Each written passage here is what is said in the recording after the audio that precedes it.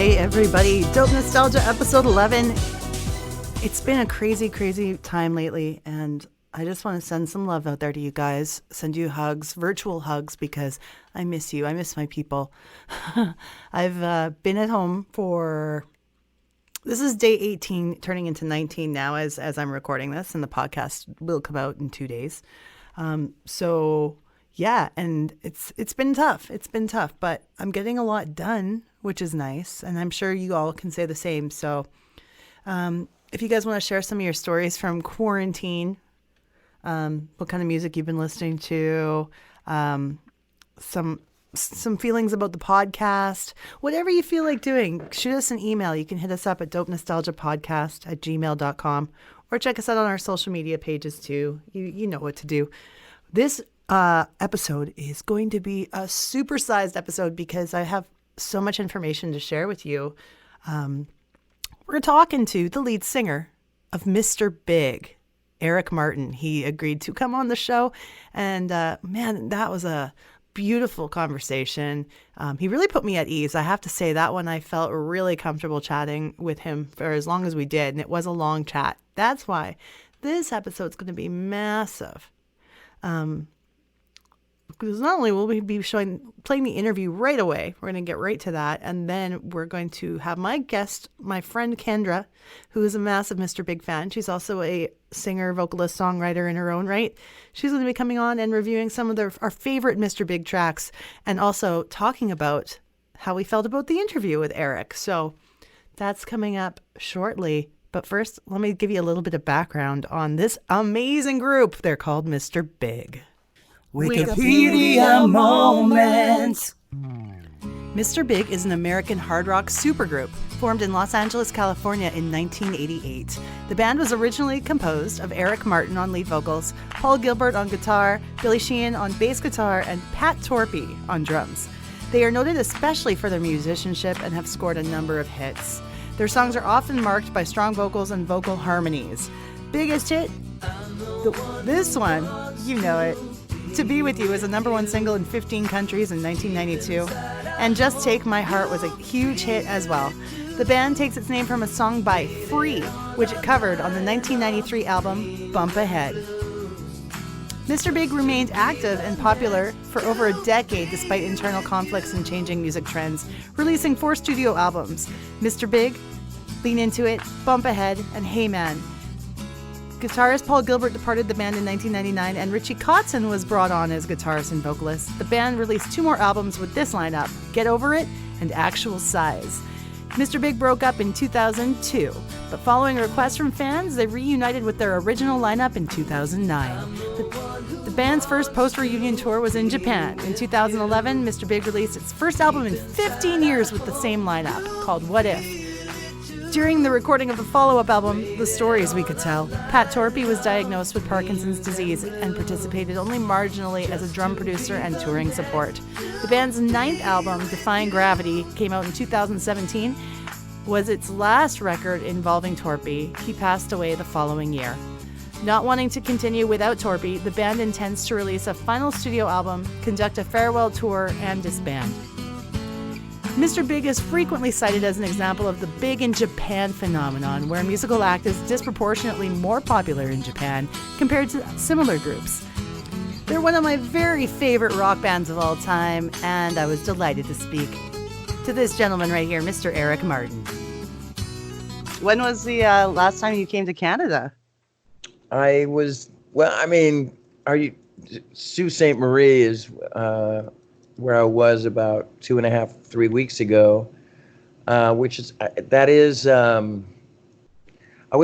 on the United States side, like on the border, Sault Ste. Marie, Michigan, playing a casino a couple nights there with, I play with these 2 guys, like an acoustic trio, and it's one of the guys, PJ Farley, bass player for the band Trickster from the 90s.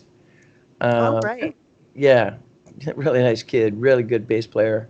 And another guy named Ben Hans, Hans, but he's a percussionist, which I think is funny, Ben Hans.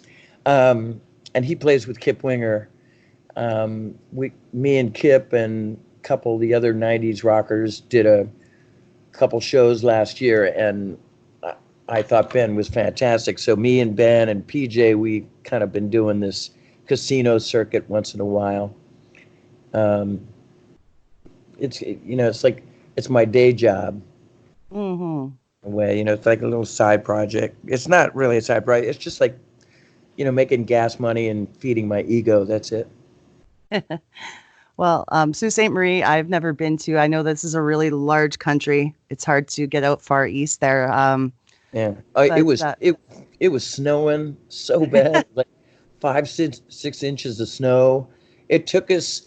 We flew to Detroit, and then we drove. PJ and I drove about 5, 6 hours mhm. up the windy roads up to Sault Ste. Marie, and um, just like just so much snow.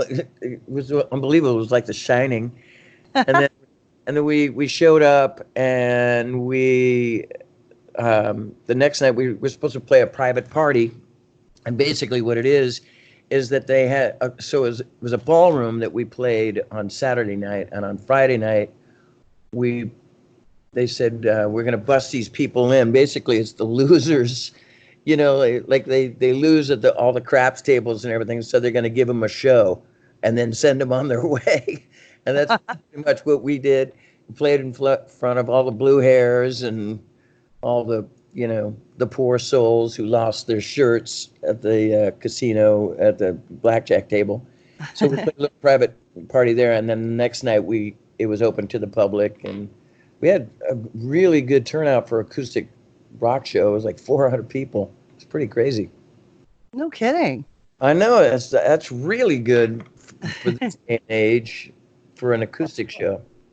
Yeah, and I'm sure like those intimate shows are, I would say, I wouldn't say they're more fun than playing in an arena, but it definitely probably has its own element to it that's you can't get anywhere else. I absolutely love it. I mean, I've played the big stages all over the world, and still do with a lot of other projects as well as Mr. Big. But Mhm. but when I play the acoustic stuff, oh, I just love it. I love the sort of fear factor of it. It's the up close and personal, but like they're hang on every word, every emotion, every crack in your voice, every blemish on your face. Yeah. It's basically you're playing in front of your parents or something, or playing in front of in a living room with your friends and family. It's kind of scary, but it's exhilarating. I love it. It's like the whole intimate and interactive thing. I think it would be more interesting for sure. Yeah, just it's when you're running around on stage and you're playing in front of thousands and thousands of people, that in itself is just so cool, killer and cool. But killer and cool, you could do a hybrid of that, but I can't think of it right now. I almost did that. It was like killer, cool. Anyway, and I love running around on stage and doing a thing, but you're at that point, you're just I don't know. It's just like so many people. I don't know. It's a different feeling. It's exciting to be up there, but it's a lot more exciting when people can, you know, I I write the songs that make the whole world sing, and I want them to hear it, and I want them to hang on the lyrics, and I like in Mr. Big, Mhm. I'm a little bit more kind of I'm a kind of, believe it or not, if you know me or not, I'm not that way in person, but on stage I'm kind of the quiet one. Just shut up and sing, do your job, and Aw. and no, I mean, I have a good time, but my role is I'm not chatty, but on when I do the acoustic stuff, oh man, it's I'm the biggest clown in the room, and um, I just have so much fun just chatting away and telling stories about uh, the songs and stories about the road, and just it's kind of part comedy show and part acoustic soul show. Mhm. I um I have a series of questions I'm going to ask you. I'm going to start with obviously. the beginning, but not too much because there's a lot of that stuff I can just find on Wikipedia, right? It's or knowing Yeah, the band's history all and having all having those been a odds up there. having been a fan myself for so many years, I want to ask maybe some more in-depth questions. Like the song 1992. Uh-oh. It seems to already tell the story of what happened from the sudden success of To Be With You. Yeah. What made you decide to tell that story through writing the song? Well, Paul Gilbert wrote the song. It was on our last album. I mean, there may be other albums in the future, but as it is now, that's the last album, Mhm. Defying Gravity. Um, I don't, truthfully, I thought it was a quirky, corny kind of song when he brought it in, and it was a little too like it. It spelled it out. It was like revealing, and everything. But what made us do that? I don't know. I mean, Paul brought it in. Paul writes these quirky kind of songs like Green Tinted 60s Mind from the past. And That's one of my favorites. yeah, mine too. Mine too. I absolutely love that song. All the changes, the lyrics, Oh yeah. uh, the melodies are just so cool. It was such a unique song. And if we didn't have that song, it wouldn't have opened the door for me to bring To Be With You into the fold, because the Mm. guys were all like, when they first heard To Be With You, they were like, oh yeah, it's a good little song, yeah, that's cute, yeah, maybe we'll consider it. But when Green Tinted made the album, then To Be With You is like it scoot right in. But 1992, it's just a quirky little song that Paul wrote, and it's most of the things that guy writes is everybody loves, and I didn't like it when I first did it, and then I started doing it live, and the crowds were just loving it. So I was married to it. Okay. I the more I listened to it too, it really grew on me. Um, Yeah. and I often describe you guys as a super band comprised of really elite rock talent. Now, how did you all find each other?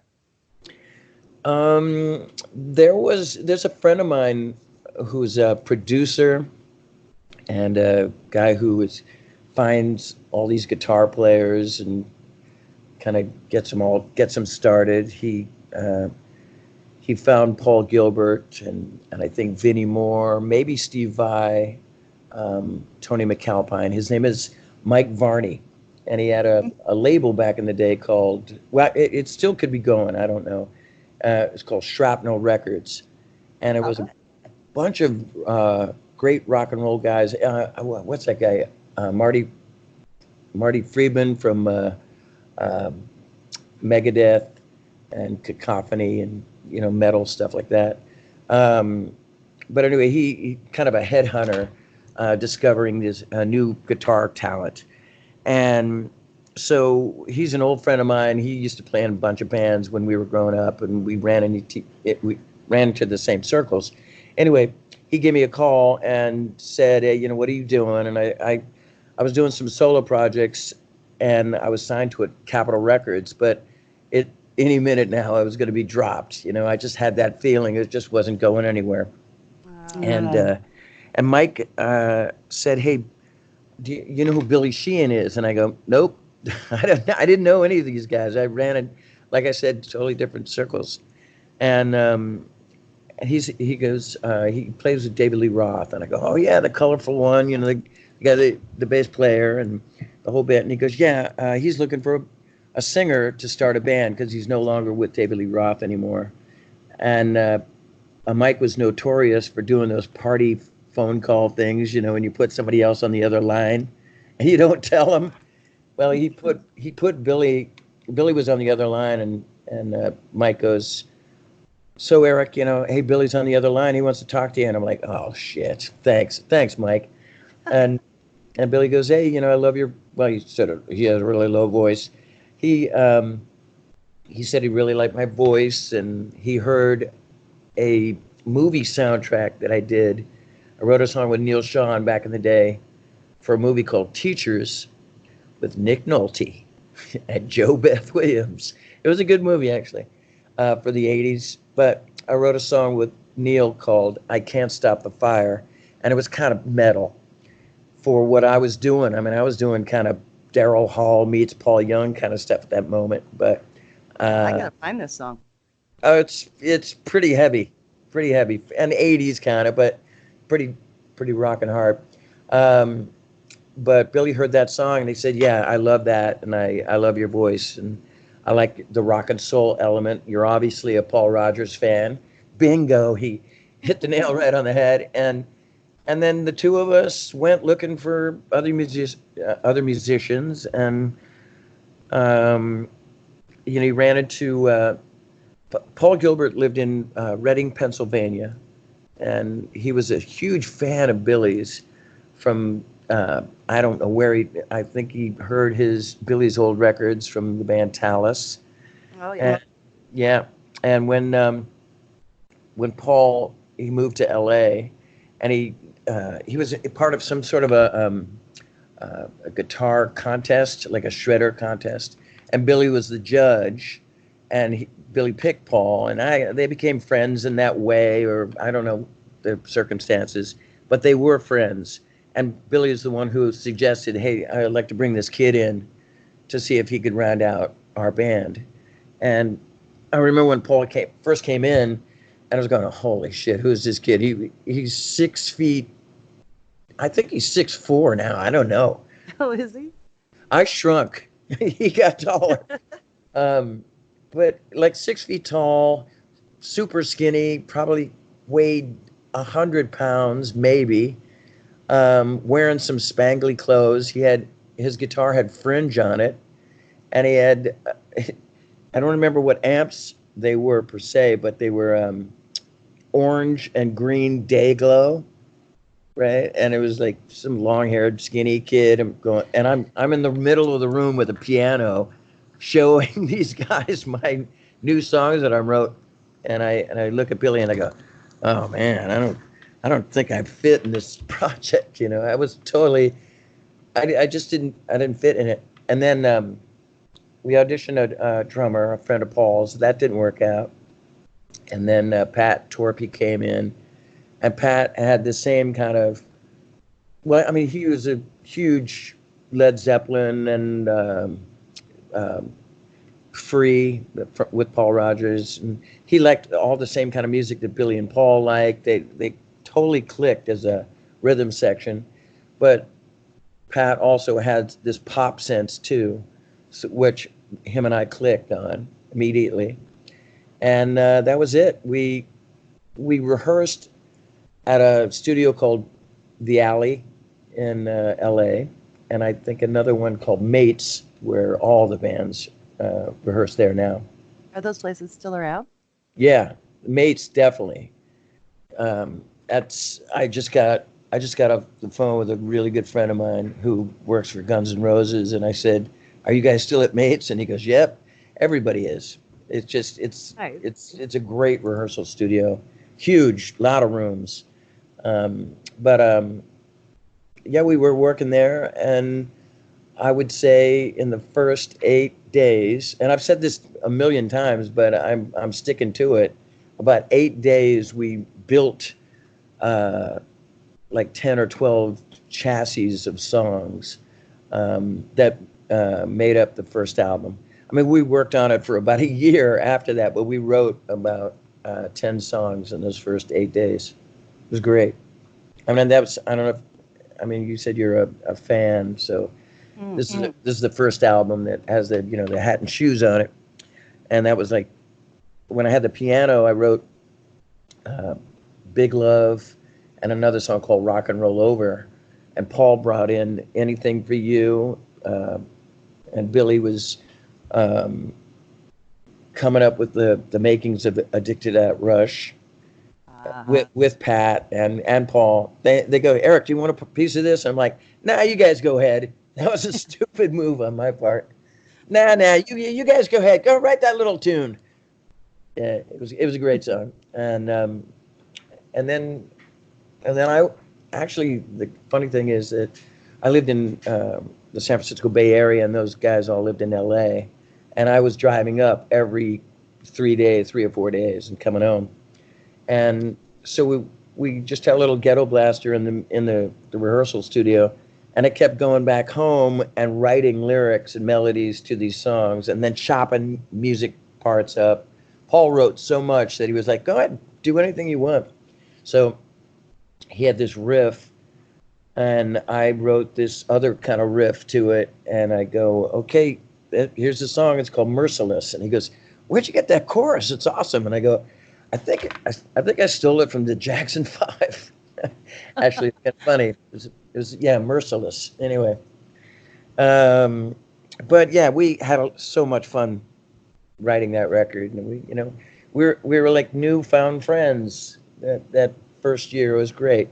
No kidding. And that's probably a really exciting feeling to have that connection with other musicians, especially when it comes to writing.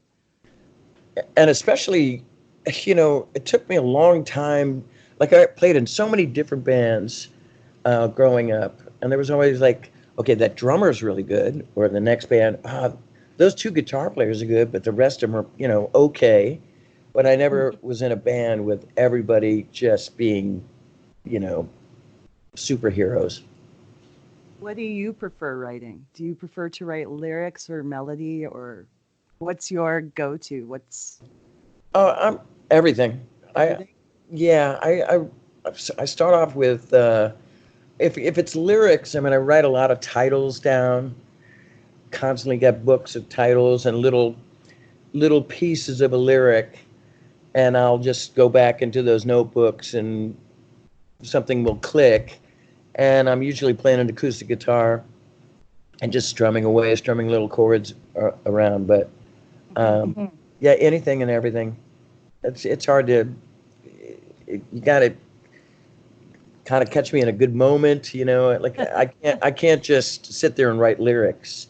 I have to have like a music bed track or some kind of a and granted, I mean I've written music before and I've written lyrics to it, and then I hated the music and I wrote different music to the lyrics. So that's another certain thing too. Yeah, there has to be where it matches and works together.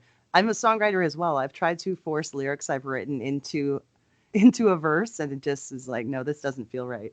Oh yeah, you know what? I used to write poetry, or not poetry, like I don't know, the poets of the day, but I just used to just write these rhyming little poetry lyrics or something in the '70s, and I had a book of that too. And then I used to.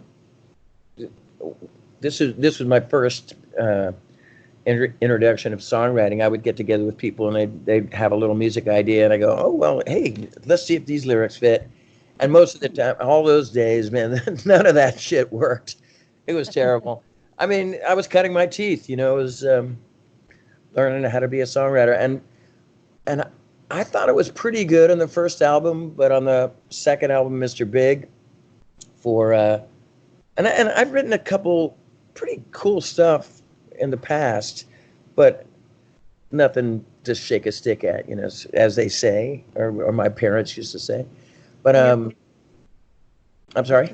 Sorry, I was going to ask you about when you're writing, and like I think when we start off as writers, we do a lot of it by ourselves, but then when it comes time to collaborate with others, I don't know about you, but for me, being new at the collaboration process, it makes me nervous.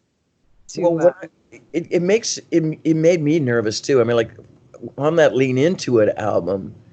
Well, first of all, I've been in a bunch of bands before, and you probably have as well.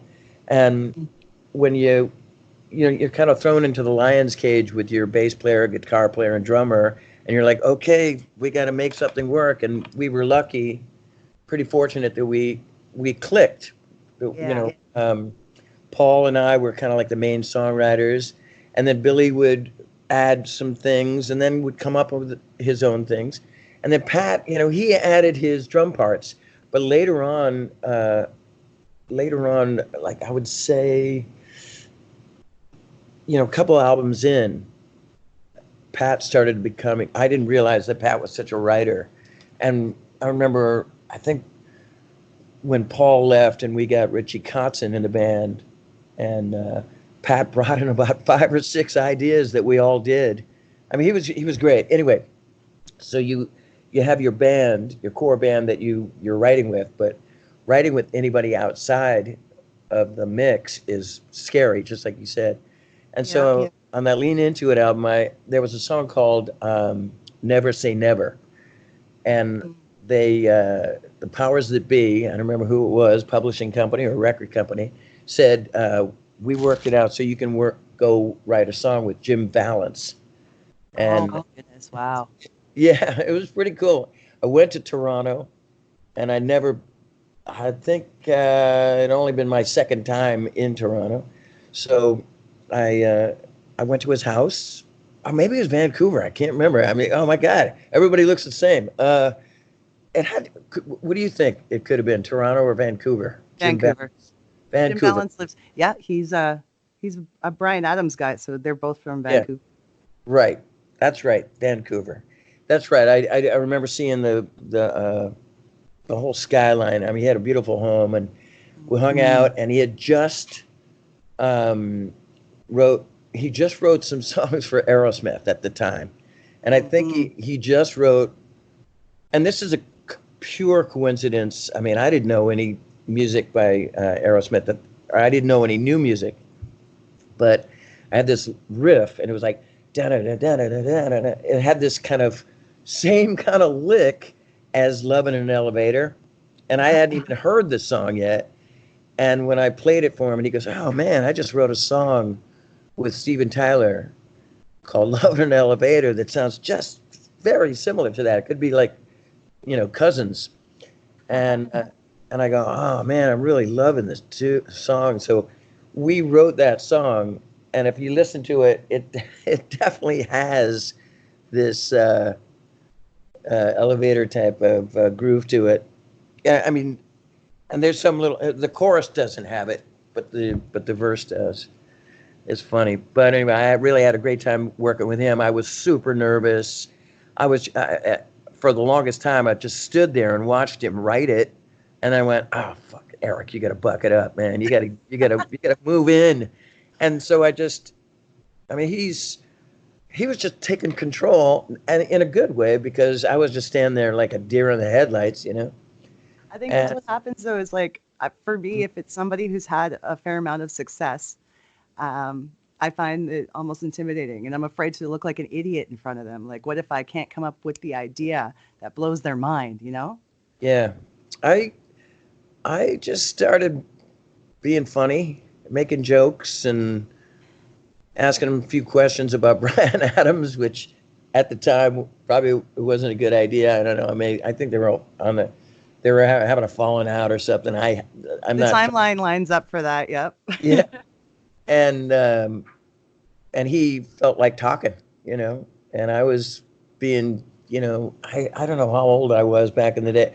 Even in my 30s and 40s, I was super immature anyway. I could have been acting like a complete silly idiot, but I just kind of bucked it up and just started coming up with I wrote a good portion of the music and helped out with a couple little lyrics here and there.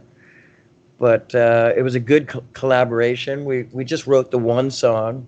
Took us the weekend because we demoed it up, and then I took it back to the band. They were like, they loved it, and the record company loved it. Kevin Elson, our producer, loved it. I don't think we ever played that song ever. Maybe we played it once in Japan, which is hilarious. But everybody loved that song. We never played it again. It was funny. I think I better play it on the podcast. You got to. It's a really cool tune.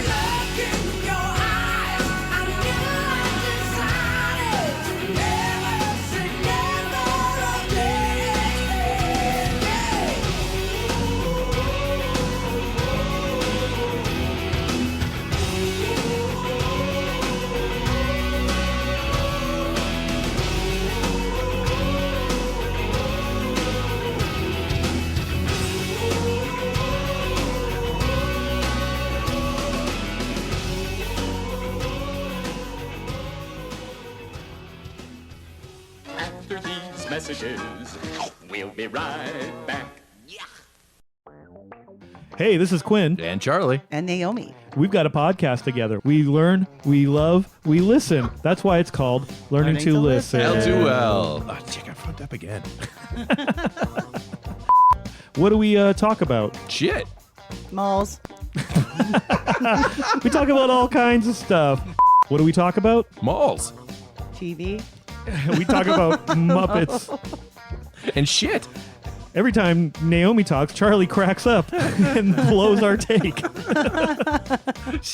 I stole her thing. I know. Why did you steal her thing? Because it was funny. Let's try again. Do it again. We do talk about shit sometimes. Lots of poop. Yeah. You got to be ready for some shit talk.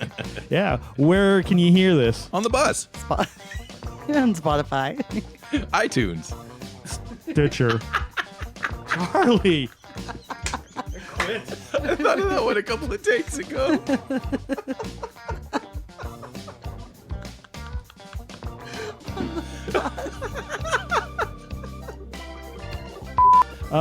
Yeah. So why don't you listen with us every Tuesday? Shit. How do we end it? Just like this. There's probably enough in there, There's a lot of stuff. give or take. You can get one solid take out of those 10 takes. Yeah. Or I'll just record a different thing. Well, I was gonna say Just give up. that'll be your job to edit Take a something. swing at it again next week if we don't like it. That's L2L every Tuesday morning.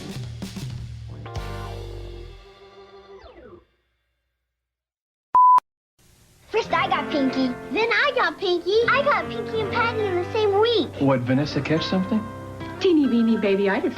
Now at McDonald's, your kids can get teeny beanie babies in a Happy Meal. Real Tide beanie babies in a mini size. To toss, tuck, or just plain love. One's in each $1.99 hamburger Happy Meal you buy your kids. This teeny beanie babyitis, will she outgrow it? Not necessarily. McDonald's also has extra value meals starting at $2.99. After all, we care about big kids too. We've answered a lot of questions I had about songwriting. For sure. I was just going to reiterate, but like just add something to the fact that when I got over the hump with Jim Balance, I used to do these demos with Jonathan Cain from Journey, my manager Herbie Herbert. Let me just go back in time a little bit. When Billy and I hooked up, Billy goes, "Do you have any management?" I go, "Yeah, Herbie Herbert from Journey." And he goes, "Oh, this is a coup." You know what? And Kevin Elson, who produces Journey, eventually maybe he'll do our first record. And Billy was like, "Oh man, I got three for the price of one." So I wrote songs with Neil Schon, and I used to do demos for Jonathan Cain for Next to Nothing. Thanks a lot, Jonathan. Because he lived pretty close, and we just did our demos. And we played a couple gigs together here and there, like acoustic stuff. And Jonathan introduced me to this guy, Andre Pessis, who Andre and Jonathan were writing back in the late 80s a lot. And I totally clicked with Andre. And then that was the new collaboration. I guess, he still worked with Jonathan a little bit and worked with a couple other people, but him and I just clicked so well that we wrote the majority of stuff that was on Lean Into It. A lot of greats. We didn't write we wrote Just Take My Heart. And we've written hundreds of songs for Mr. Big, and he is my partner now. So I've written with other people, but I don't like to. That's kind of stupid. I don't like to. That's like way too revealing. I love hanging out with new people, and I have written with some guitar players and here and there. And I do like writing songs with other people, but it's hard because it's like a blind date, and I hate that feeling of getting, the orientation of first day in school, So, but Andre's my collaborator, in a way, kind of my muse as well. God, he He's just, the guy you can walk into the room with and be at ease and get ready to write. oh, we're like two old guys coming to this. He has this, I mean, we're old guys now, but he has this really cool house in Marin County. It kind of is like the Swiss Family Robinson Tree House place. And then he has a recording studio off to the side where he calls the Platinum Mines. I mean, the guy's written a lot of great songs for other people as well. I mean, he wrote a song called Walking on a Thin Line that was on Huey Lewis and the News Sports that sold 25 million records. He's written for Tim McGraw, a lot of country artists, a band called Southern Pacific with a bunch of great, time's up. I guess we have to stop doing an interview or my dryer's done. Your clothes are dry, man. That's it. My gig clothes, exactly. That's hilarious. I hope it goes off again, just so we can, come up with something else funny. But he's written a lot of songs. Platinum Mines, that's what I was saying. And but we're like two old guys that we come into the room and we just make, like, he just tells the stupidest jokes, corny jokes. We read the newspaper. We just sit around and shoot the shit for about an hour or two, drink tons of coffee, and then all of a sudden, hey, did you watch the movie, or did you read that book? Hey, I listened to this podcast last night and they said something, boom. And we can write a song, and sometimes we'll take a couple days on it, but we've written records in weeks. We're just that good. No, we're just that comfortable with each other, Yeah, that's a great relationship to have. That's your Lennon McCartney relationship right there. That's good. It is, yeah, without all the drama. I guess maybe that's what happens when you're in the band with the writer. Hey? It is when, I mean, in a band, it's different. I mean, if everybody's collaborating, then there's no, on the business side of songwriting, which I hate to do, but if everybody's collaborating, then everybody gets a piece, right? Actually, that's not true. And I know this is a podcast, so I gotta make sure I'm saying this correctly. When we're in a band, that's what we do. We collaborate and we write songs together. But we also say if somebody brings a song in, like Paul brings in Green Tinted 60s Mind, which is pretty much done. I added a couple little melodies, but that was my job. I'm the singer of the band. I'm not. He brought it in. I'm not trying to take his song away from him, or You've got to sing that melody line, so. Yeah, exactly. And those lyrics. I asked him, I go, can we change some stuff? And he goes, well, I really would like to keep it the way it is. I'm like, it's your song.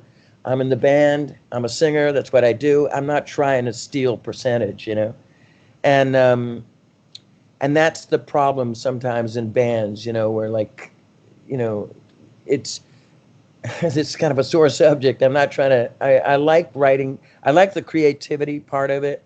I love collaborating with musicians. And I like to make the song is the key, not just going to throw in like, oh, this solo would be great here, or, oh, look, I've written something here that I think would be great because I think it's great. It's basically, you got to consider the song and all the parts in the song, not try to get your 2 cents in per se. Anyway, sorry. Yeah, exactly. It's something on my mind at the moment. No, it's all flowing. Like I'm gonna say, when you write, you have to remember that you're doing the service to the song, not yourself, right? Yes, that's what I was trying to say. Yeah, Thank you. You're putting the song up as the most important part, and that's what makes a good tune, I think. Yep. Yeah. All right. Do you have any memories from touring that stand out, like a strange gift you got from a fan or something amazing happening? Oh my God, there's Story you'll tell forever. This you don't want to be on the phone. Yeah, a lot of great tours. Every one of them's memorable. Um, Nothing was a bad tour ever. Um, I, I mean, the one that stands out is pretty funny, and nobody knows the other part of the story. They just heard maybe the first part.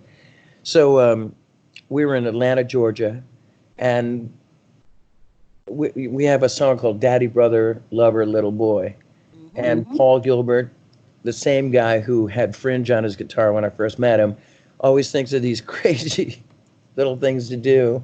Somebody asked him, like, how fast can you play? And he was like, oh man, I don't know how fast I can play. And he goes, and he glued guitar picks at the end of a drill bit and then played the drill bit as fast as he could.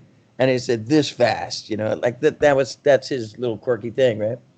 And he incorporated it in that song, Daddy Brother. And then live, Billy and Paul do this thing together. It's a total Spinal Tap and a novelty thing, but it was funny and it worked, and it was a really cool thing to do live. Anyway, we're in Atlanta, Georgia. We're opening to Rush. Oh, Canada, boy, it's like a theme. Anyway, so Paul's up there, and it's easily 20, 30,000 people in the stadium, arena. And Paul's saluting the audience with the drill. Ring, ring, ring, ring. And he gets it too close to his hair, and it ravels up in his long hair. Oh, no. Right? Oh, yeah, another Spinal Tap moment. And it ravels up, and he's freaking out. And he's all 6'2" or 4" or wherever.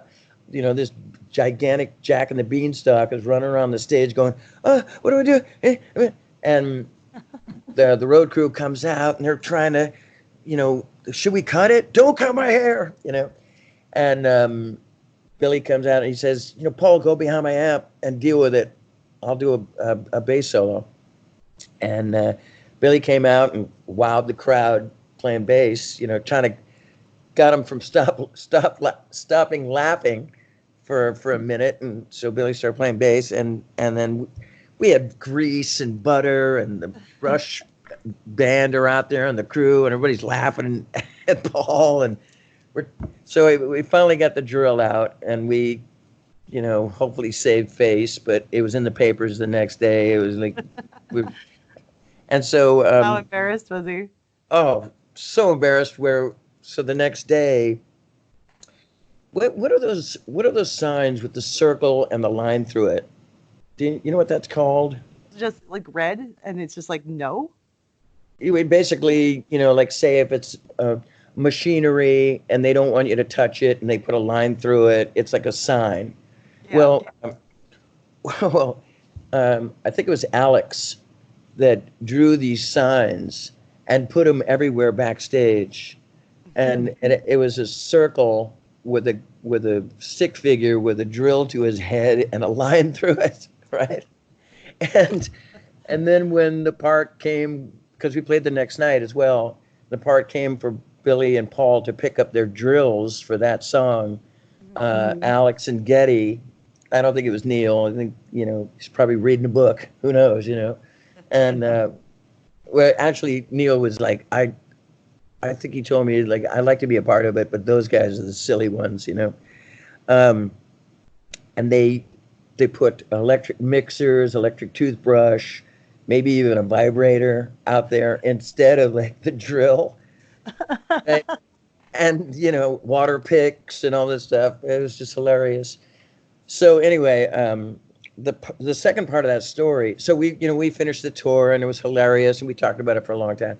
So the next year, we played in Atlanta at a small club. We were playing, headlining a show, and Paul thought it would be a joke to come out, because we hadn't played in Atlanta since the infamous drill show. So Paul came out, and he had a wig on, a long-haired wig, and he'd go out and he'd salute the audience with the drill for Daddy Brother, because I think it was our first song. And he he went rah rah rah, and he got stuck in the wig, right? And he was going to pull it off, and everybody would laugh. Well, he's put the drill in the wig, but the wig got stuck in the hair. So it was like a whole new Spinal Tap moment again. What an idiot! How did he have his hair underneath there? Like, well, he tucked his hair into the wig, and then he jammed this drill in, and the drill got stuck in the wig and in his hair. So, oh my God! I mean, I've heard stories from people, falling off stage or getting too drunk to play. But yeah, can you imagine if we'd had cell phones back then? It would be on video for the world forever and ever, immortalized. Oh, I know. I know it's just a story. I know if that's the way it was, man, we would be. God, what would happen to us? I mean, look, Kip Winger persevered from his, Beavis and Butthead days. I mean, Winger is a fantastic band, and Kip has been a phenomenal musician, but somehow he got through it. It's not that I'm sure. I know for a fact. I mean, he was pretty broken up about that for a long, long time. But, oh, God, what do you think that would do to our career with the drill and the hair kind of thing? We would have laughing stock. No such thing as bad press. I don't know. I wouldn't gamble on it. But You never know. I just watched a Japanese YouTube video in which you and Debbie Gibson are on a show, and I think the show was called Mr. and Mrs. Vocalist. Oh man, this is the part where I need that dryer to go off right now. There's something about Japan. I am absolutely fascinated with Japan, and I know you guys have spent a lot of time there. First of all, when it had to be about maybe less than 10 years ago, Sony Records approached me to doing a project where I would sing songs that were made famous by female artists, million sellers, Japanese singers, and they were man, I don't know if you heard Japanese pop or Japanese rock music, but it's really, really good. I mean, a lot of lyrics and a lot of there's like 5 different lyrics and choruses, but you don't know that because it's in Japanese, right? But musically, it's beautiful, and some of it's innovative stuff. Anyway, so and I used to listen to this stuff on the radio all the time when I do promotion with Mr. Big when I go to Japan, twice a year since the '89. Anyway, Second home, exactly, and it's a wonderful country. So I said, okay, all right, I'll sing it, and they go, yeah, but we want you to you and your partner Andre to take the synopsis of the lyrics and write your own lyrics to it. The stories of the stories that are on the record, and they also got some English Japanese teachers to do it and everything. Anyway, the first album wasn't that bad, but the second and third album, me and Andre worked our asses off on it. But there was 3 albums, and they sold. The first album sold 300,000 copies, and granted, when they told me the name's going to be Mr. Vocalist, I went, really? I didn't want to do it. It was like, that's a little. I don't know what I was thinking of it. I felt like, oh God, people are going to think a conceited jerk or something. But it's a little obtrusive. But then I did the record. It was great for Japanese. 300,000 records. I'm like, I'm in. I'm Mr. Vocalist. Hey, Mr. Vocalist coming through, people. Anyway, so I did the 3, and I did a Christmas album, and I think I did a rock album that were male stars. Anyway, it was great, lucrative. I mean, look, I flew to Japan.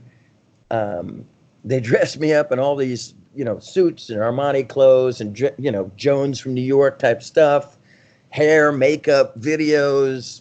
It was kind of funny because I'm known as, the lead singer of Mr. Big, but then I was like this pop star kind of guy, and it was kind of fun to pretend. and make a lot of money.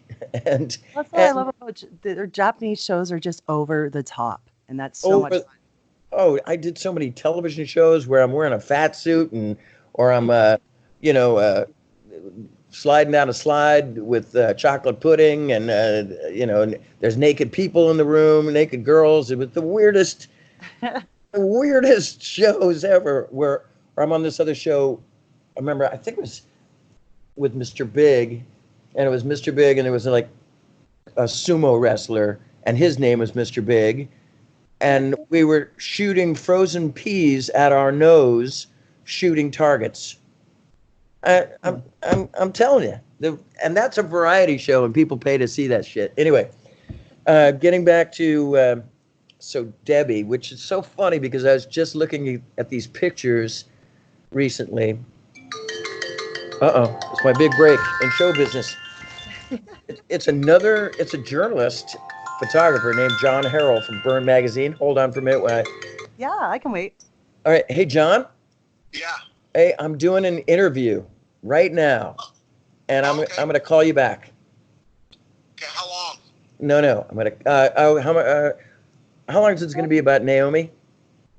I can wrap it up in like 20 minutes or so, whatever's better for you. Okay, sounds good.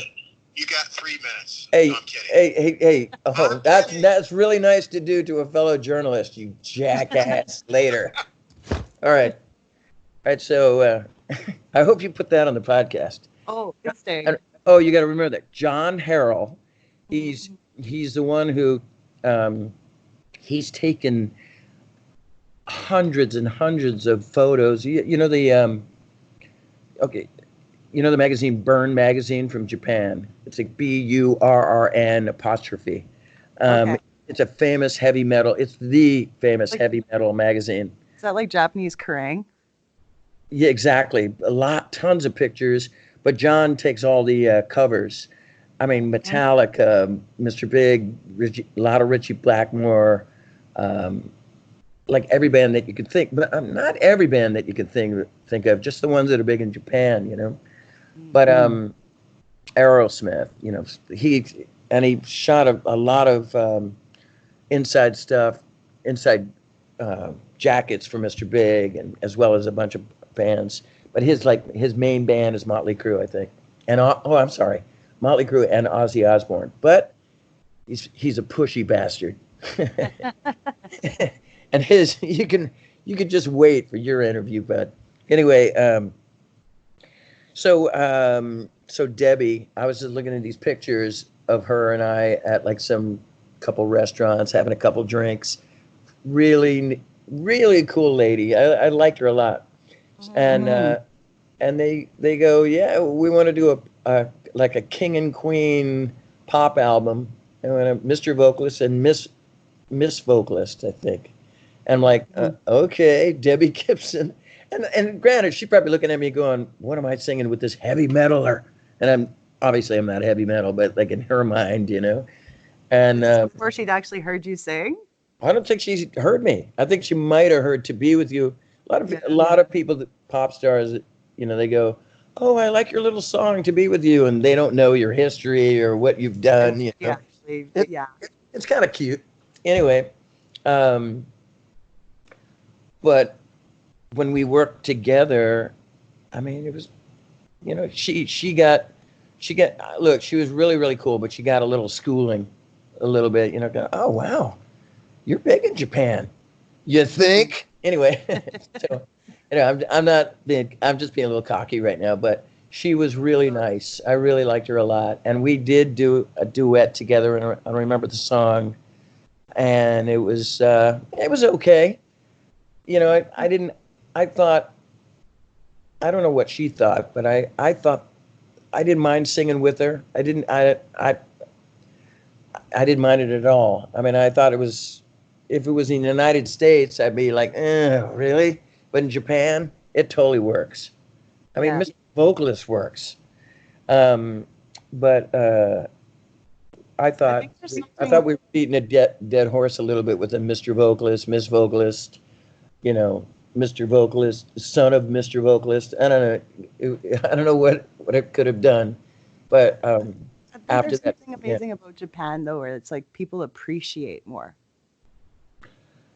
I guess, like well, the audience can't get enough of the music. When they lock in, they don't like everybody. Trust me, there's a lot of bands who come to Japan, and for some reason, they don't come back financially, or the band breaks up, or whatever. They don't come back, and it's almost like you have to campaign. Back in 1989, when Billy first went over there to do some clinics and talk about Mr. Big, we were in Japan promoting way before any record came out, and we continue to do that. I mean, we went to Japan first, promoted it for weeks and weeks and weeks, came home, then went back, promoted it some more, and then played shows, and then came back, like I'm telling you, like twice a year since 1989, and campaign, and like not everybody did that. Everybody just kind of like, oh man, they treat you like the Beatles, but you don't have to do, and you don't have to do anything. Well, yeah, you do. Yeah. And I think the audience, just to reiterate what you just said, the audience does appreciate that. When you get these letters and they go, "You're my treasure," and your music is I mean, a lot of people have said that to me over the years, where your music and lyrics have touched me and everything. But Japan was the every letter is like that. It's got crazy, but. Well, you see videos of the fans and the arenas and just like crying and the excitement and Oh yeah, they love rock and roll. Yeah, Naomi, they feel it. I'm telling you, they do. They love rock and roll. They love that energy of it. And there's that Japan, out of any place. Germany loves their metal, and South America loves the rock and roll as well. And USA, we're dictated by radio. Yeah. We didn't used to be. There's, I used to say that, out of every other home, there would be like a closet full of, black T-shirts that say Van Halen and AC/DC on it, collecting dust.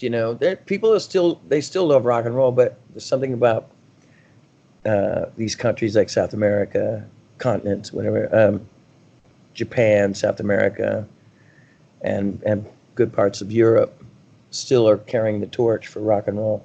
Yeah, and And they're still Canada. actively What about buying the new music, right? Yeah. What about Canada? Canada's a lot like the U.S.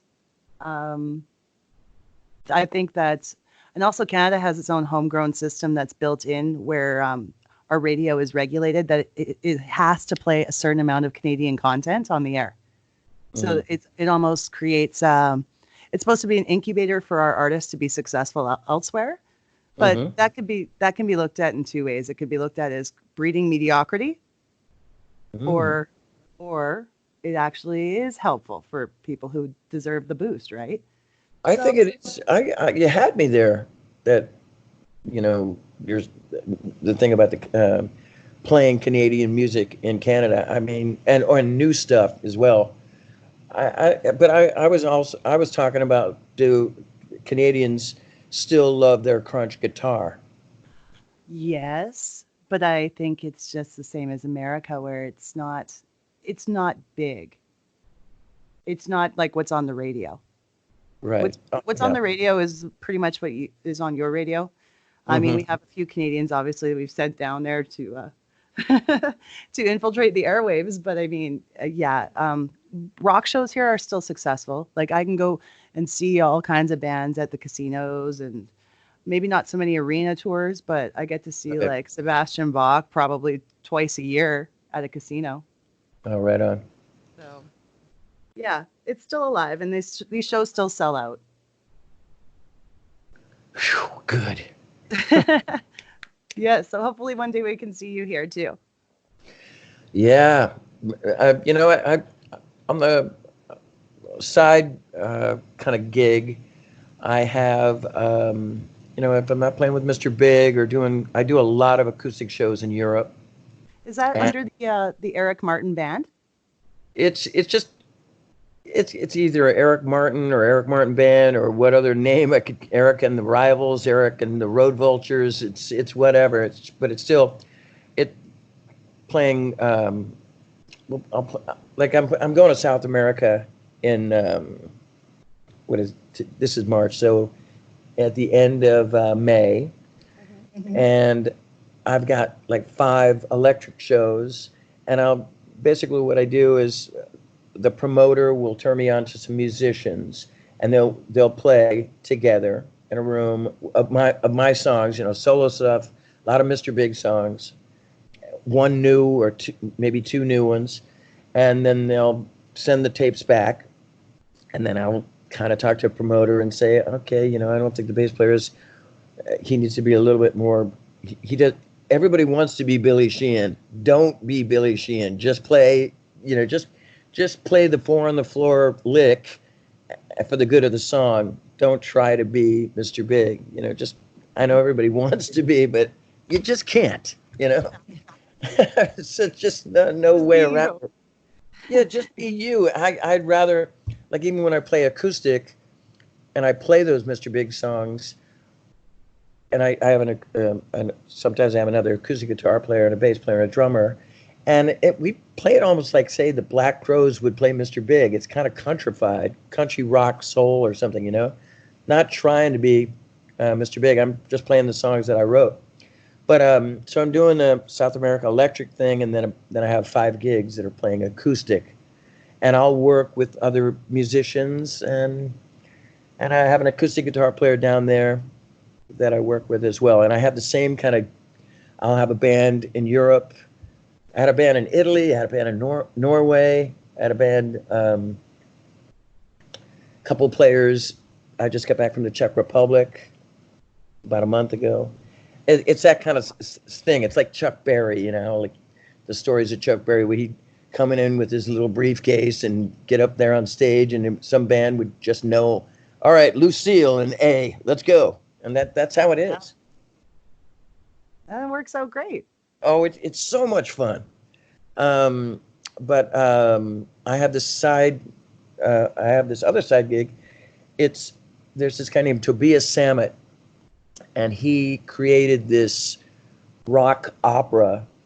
There's no narration, or it's not like Trans-Siberian Orchestra. It is that there's a lot of people on stage, and there's no Christmas music, but it's that big, and it's called Avantasia, and they're headliners, man. I mean, I never knew anything about the metal world, but I'm knee deep in it, and I have been for the last 6 years. We're playing with Maiden and Megadeth and Ghost and Testament, and we're just, we do these huge festivals and tons of gigs. And I think we did play recently a couple shows in Canada. I know we did. I don't, It was out east, probably. Yeah, I'm sorry? Montreal, maybe out east, maybe like Montreal or something. We have played Montreal, and we have played Quebec. We have played Toronto. I mean, if you could do me a favor and look it up. Oh yeah. Avantasia.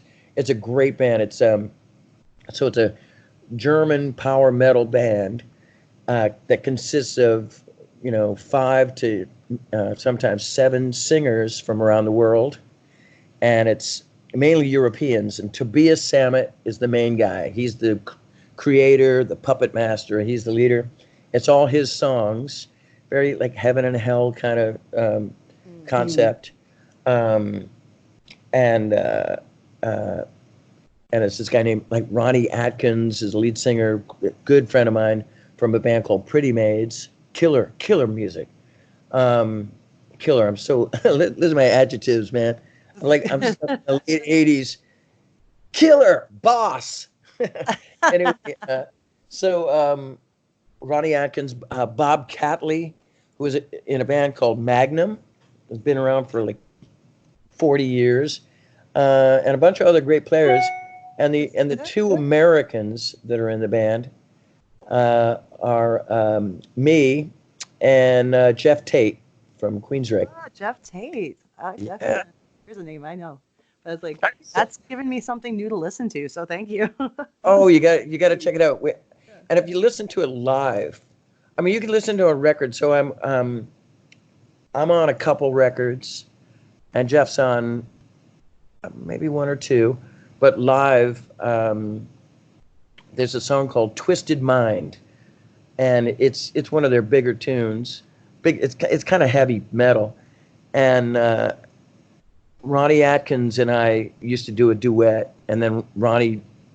It's shifting players all the time, and nobody gets the same song. Like every couple of years, they switch it around. So, and there's this new album's called Moonglow, and oh my God, I shouldn't even tell you this. I know people are gonna this is my drill moment, but it turned out pretty good. I was waiting for Tobias to write me some great song to sing, and he goes, "Man, I've been loving this pop song lately, and it's nothing to do with our sound or anything, but." He goes, "I just love this song, and I know we can dirty it up a little bit and put some distortion on it, but I think you ought to do Maniac."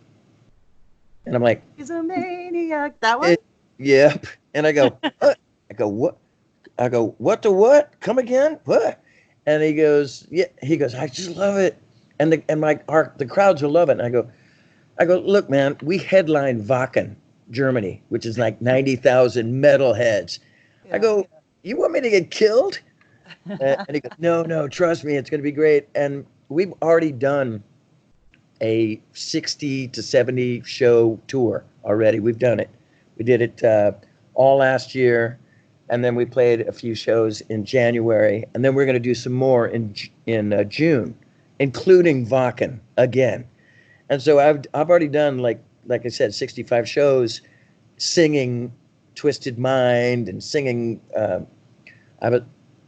have about 4 or 5 songs I sing, and each guy gets 4 or 5 songs. It's a 3-hour show, but I've already done Maniac, and I'm alive and well. I'm okay.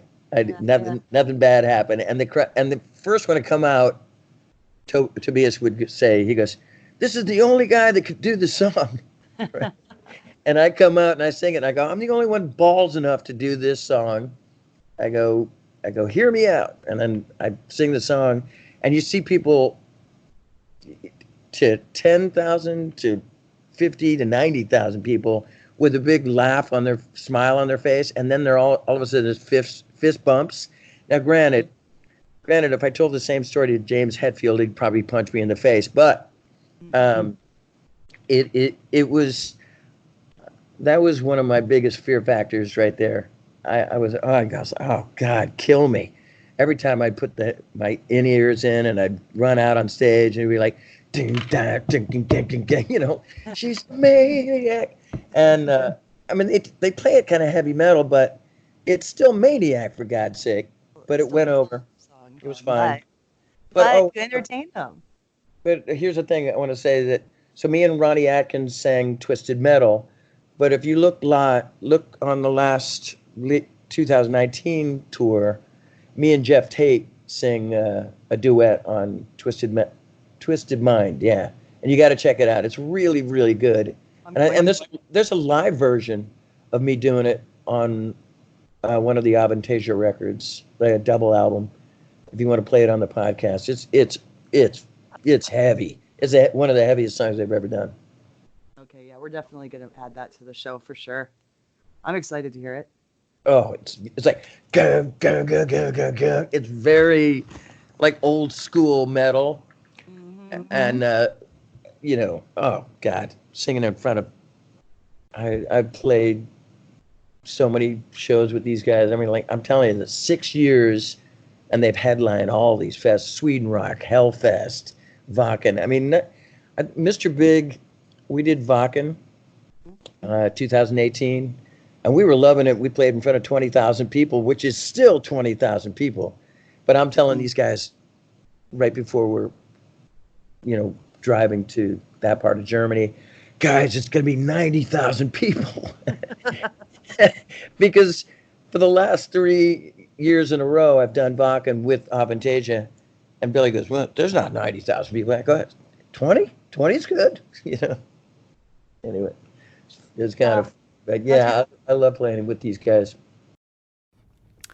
I Googled Avantasia with Jeff Tate and Eric Martin doing Twisted Mind in 2019, and I tried to find a good clip. I checked on Spotify and everything, but I couldn't find a clip that was an actual studio recording, like a live professional off the floor recording. All I could find was some fan YouTube videos. So I'm going to recommend that you guys definitely look it up on YouTube. I just didn't add it to the podcast because the sound quality was a little rough on some of the videos. But check out Avantasia with Jeff Tate and Eric Martin, and the song is called Twisted Mind. How's your time frame looking? Oh, with the John Harrell, let him eat cake, man. I've already done it. I've already done the interview. He just wants to ask me some follow-up questions. We've done so many interviews talking about Mr. Big that you would think that he would just go into his file and go, okay, your favorite color is green. I mean, come on. Yeah. Come on, for God's sake. I'm doing a new interview. Oh, and here's one thing I wanted to talk about. I got to give some background on this. I'd say about 10 years ago, going through my old cassette tapes when I used to make mixtapes off the radio. This is the part where I'm Bill Clinton. I go, I never had sex with that woman. So I'm listening to them and I'm letting them play, and this Corn Pops commercial comes on. Oh, corn nuts, baby. Oh, corn nuts, my friend. Sorry, corn nuts. Yeah. And I'm like, that voice. I know that voice. So I'm thinking, so I get on the internet and I Google your website and I write you an email and I'm like, can you tell me if this is a long shot, but is that you singing on that Corn Nuts commercial? And you wrote me back and you told me all about it. So I was always so grateful that you answered that question for me. I used to do jingles. A lot of people did back in the day. And how I first got into it, this is another really weird pairing, but my publishing company put me in touch with another singer-songwriter, and this is way before he was a rock singer back in the day, but this is way before he became like, you know, the what he became. Michael Bolton, and Michael Bolton and I, we wrote songs together. Nothing ever came to fruition. I mean, there was a couple little sniglets here and there. And I actually, on one of his, I think an album, I don't remember what it was called, maybe Fool's Game. I don't know, it was one of his first rock albums. And he had a song called Can't Hold On, Can't Let Go. And I loved this guy's vibe. He was a rock singer, but he had soul sister singers behind him. And it had the kind of vibe that I really wanted.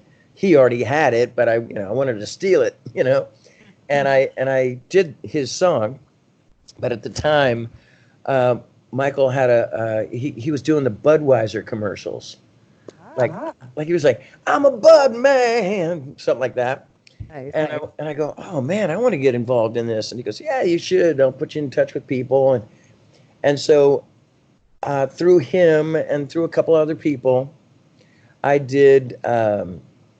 Lone Star Beer, something National Beef Council. I only did a few, that I can remember. I think I even have a reel-to-reel of me, you know, one day I'll do jingles or for a living. And a lot of people do, and a lot of rockers have done it. So anyway, yeah, and I think I did like Milk Does a Body Good or one of those. I did a Mattel's commercial, Tonka toys, whatever. And then I did that Corn Nuts, and it was silly. I went in, and it was like, there's the guy who wrote it and produces it, and he goes, "Okay, this is what you want to sound," and everything. You have a giggly kind of voice, and I was like, "A corn nut is a kernel with a crazy crunch. You can crunch nacho or barbecue. Crunch pecani, it's up to you. A corn nut is a kernel with a crazy crunch. And then I had some sinister Vincent Price laugh after all of it. And I was in Portland, Oregon, doing a promotion with a friend of mine, Bill Prescott, was a DJ. And we're doing this interview, and he goes, okay, we'll be right back with Eric Martin from Mr. Big. We're going to cut to a commercial. We'll be right back. And they cuts to a commercial, and it's that frickin' Corn Nuts commercial. And he just played. Did he know? Well, we just played at the time. I think we just played like Big Love or one of the songs that were on that first album, or right in the beginning of the second album, maybe Alive and Kickin'. And then he's listening to the commercial, and we're talking over the commercial, and he goes, hold on for a minute. What? Is that you? And I go, yep, that's me. I'm everywhere. I'm all over the airwaves. Anyway. It was hilarious. And I think it was with Billy, and Billy's like, oh my God, you're a whore. That's a great story. I love Hey it. man, it was, and it put ramen on the table. That's all I gotta say. Absolutely. Mm-hmm. I was going to ask you for a deep cut, a Mr. Big deep cut. That's Yeah. that is one of your favorites that you wish would have been a single. On the Deep Cuts album, is that what you're saying? No, like any of your album tracks from Oh, any yeah, of your albums. I call them deep cuts usually. Oh, okay. We had an album that was called Deep Cuts that had re-recorded and added strings and stuff like that to all of our tunes.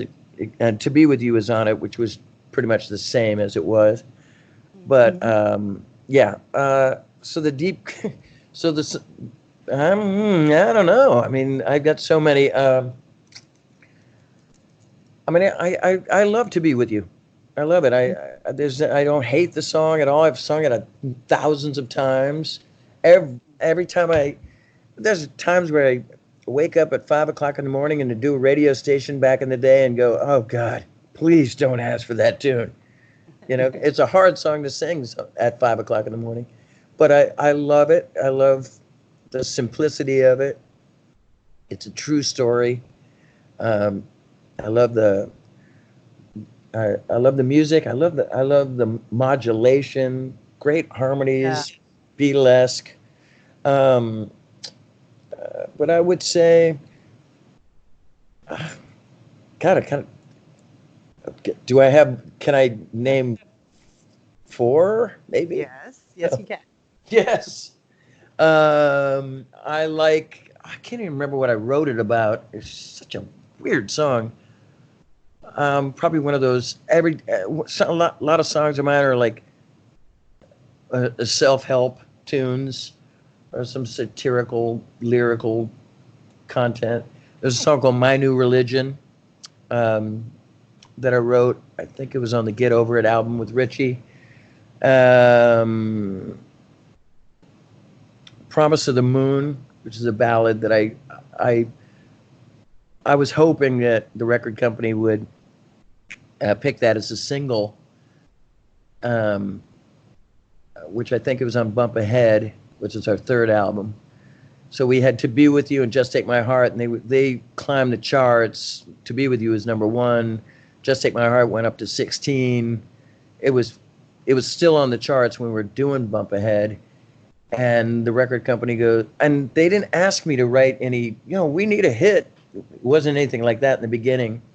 And I just wrote that Promise of the Moon song, and everybody loved it. And I go, yeah, we were going to release this as a single. And then the record company came, give me that next To Be With You. I was like, what? Yeah, as they do. And that's when we already finished the record, and everything was super frustrating. And that's when Paul goes, oh, did you hear that? An angel got its wings. I don't know if you heard that or not. It was a ding. Somebody's messaging. My kids. but that's when we came up with Wild World, and that was the single. And it was a great song, and I really like what we did with it, and it's another fun song to sing live. But I really loved Promise of the Moon. I loved the lyrics, and Another True Story, and another really good melody. Rocker wise, I think Daddy Brothers. I love it. I don't know. There's just so many. I mean, I know you're going to name a song, and I go, "Oh, I love that one." I'm going to. Or you're going to name a song, and I go, "I hate that one."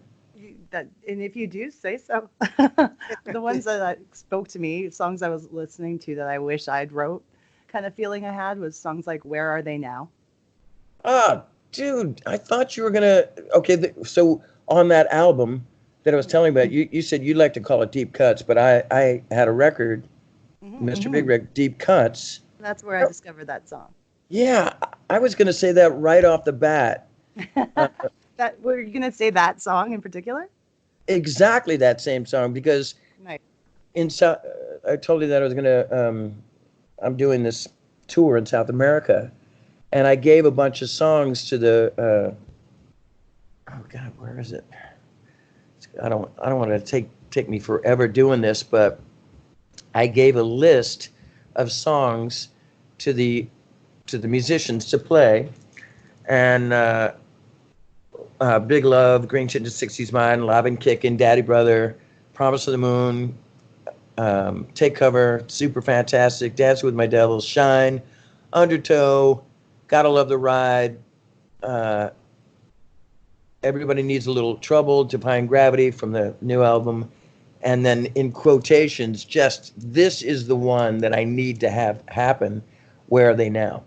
Wow. Yeah. Yeah, no, that song grabbed me. It's in my rotation now. I appreciate that. I love that song. It's what was it? Cowboys and kings and flying aces somehow save the day. It was a song like a capturing your youth, God, it's like Cowboys and kings and flying aces somehow save the day. Stealing kisses with a princess in the palace. My Alice through the looking glass. I know I'm screwing up the lyrics here and like first and second verse, but I loved all the imagery of all the people that I knew when I was a kid that actually turned out to be me now. It was, I was going to say fascinating story, but it's a really good lyric, really good story. And the music, another great music's great. Modulation too. Similar, not I similar. love songs that modulate. Oh, me And too. it's not done anymore. Not very often. Well, I like to go somewhere instead of playing the same lick over and over again. I like it. If you're gonna, where do you go? Do you end the song, or if you still have a story to tell? Yeah. I like to play something else, Some modulation is just a great idea. Yeah, it is. It's part of the journey of the song. I really enjoy when that goes to that place.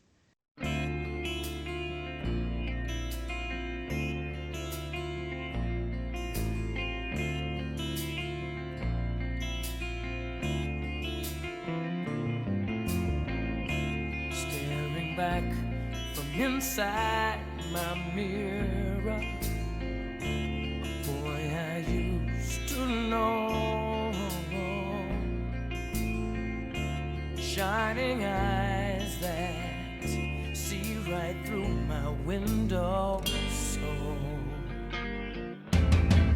cowboys and kings and flying aces somehow save the day. Stealing kisses from the princess in the palace, my Alice through the looking glass. Is there really anything that lasts? Makes me wonder if time is a bullet, 'cause everything is happening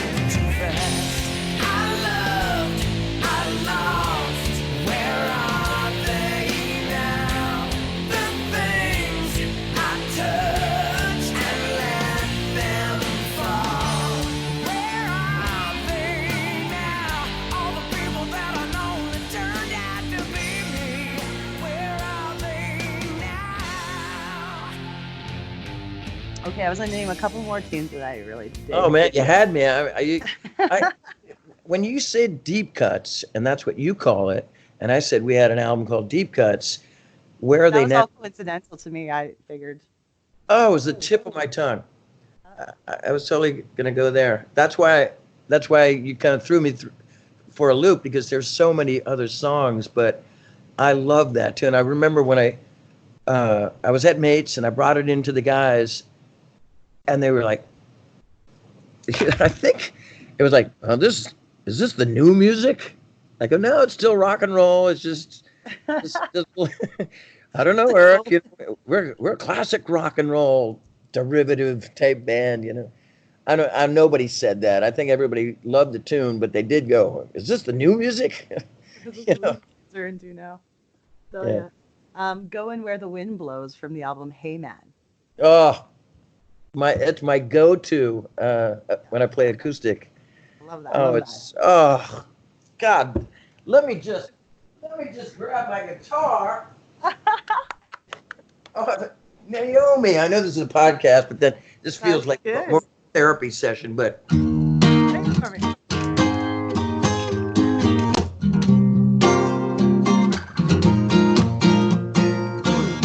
yeah, this lick. Like, Yeah. I should stumble on my... Yeah, I love that song. And a great lyric. Okay, when I say great lyric, it's great to me. I'm not saying like, you know, the long and winding road and guns going where the wind blows. But it's a great lyric to me about, you know, a lot of autobiographical. That's a hard word to say, by the way. Autobiographical, right? Yeah. You know, when I was younger, just waiting for the phone to ring, or you know, going, oh, I'm good, but I'm probably not as good as any of those artists out there. I used to weird me out when I used to go to Tower Records and look at all these thousands of artists. I'm going to get lost in the shuffle. Maybe I should just sit on the couch and watch TV and go to school and get a 9-to-5 job. And that's when it was probably a bad idea, but this was the 70s. But that's when I just stuck my thumb out and just said, you know, son, you're going to San Francisco and you're not looking back. And, you know, lyrically, it's a lot more deeper than that. But that was the blueprint of it. That song is so near and dear to me. Another great song that Andre and I wrote together, and when I played it for the guys, it was a different version. It was more like,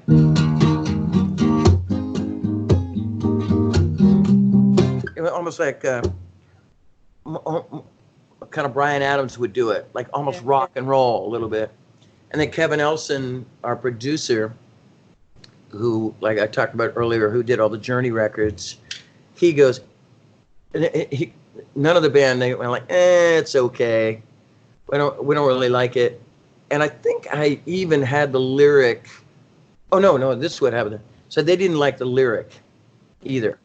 And they didn't like the, they thought it was too poppy. And so Kevin goes, look, it's a great song. Go back to the drawing board.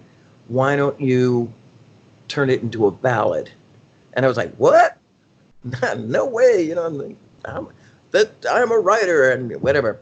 I went back to the drawing board, did turn it into a ballad, almost like a Crosby, Stills, Nash & Young kind of song, or that vibe.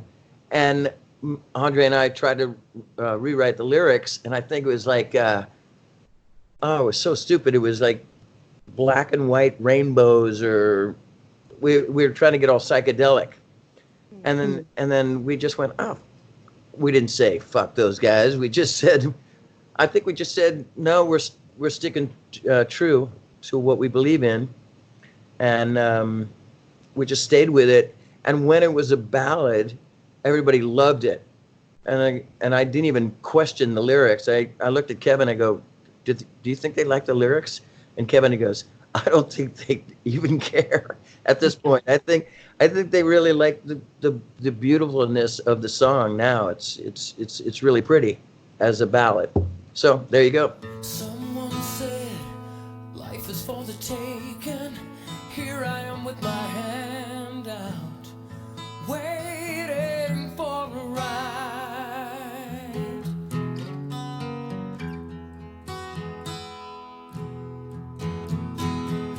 I've been living on my great expectations. What good is it when I'm stranded here and the world just passes by?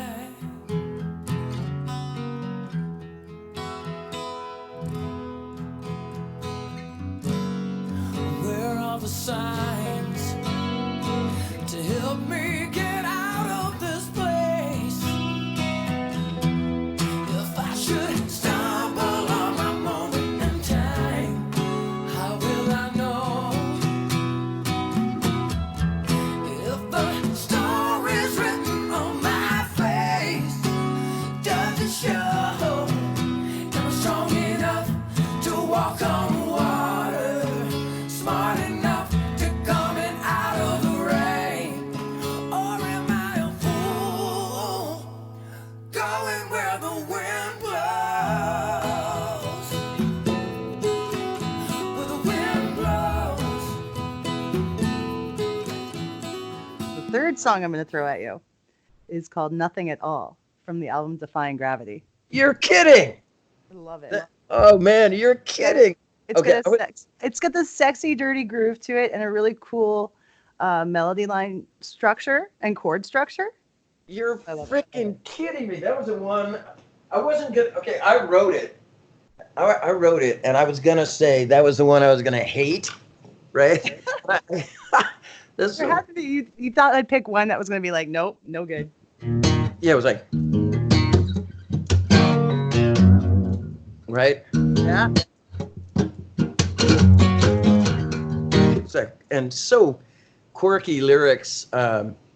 It's like, tell me what it is, what you want, what you really want to know, something like that. Right? A couple years later, and he goes, "What you can't do when you're by yourself. Speak now, or forever hold your peace now." So he was like, Nice. Those verses are really raw and like.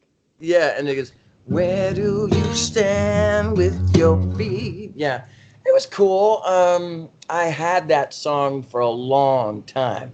It was one of those ones that I kept going, hey, what about this one? Nah, doesn't kill me. For years. And I know. And I go, oh, well, listen to this. What about this part? You're going to like, I go, do you like that? It doesn't kill me. I used to hear that a lot. And then that Defying Gravity album came out, or we were writing it, and we had 6 days to come up with 10 songs because Kevin Elson only had a window of opportunity to do the record. Paul had some clinic things that he had to do, or a tour, and I didn't want to do that Defying Gravity album. Right, I did want to do it. I had just written a piece of music that Paul had, and I wrote some lyrics and melodies to it it was the title of the record, Defying Gravity. And I was writing this other idea called Everybody Needs a Little Trouble. And then Kevin goes, okay, well, it's the 5th day, guys, man, you need a couple more songs. And it's so frustrating doing that record, only having 6 to 10 days to basically submit songs or write songs and record them, put the music down and sing it and sing harmonies on it. It was a bitch. Anyway, here I am again, knocking on the door. Hey, what about this one? And they go, yeah, that's cool. So, Fine, right? yeah, I don't it was okay. I really like the song. I like the funkiness of it, kind of living color, kind of sound to it.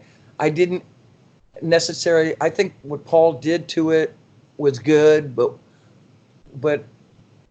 okay, I don't want to put my foot in my mouth because I think Mr. Big is great. Whatever they touch is pretty golden. I mean, they're great players, but all those other records, we used to go into the rehearsal studio or mates, like I said, and when we'd come up with a song, we wouldn't beat it to death, but we would make it as good as it could be, you know, and record it, play it.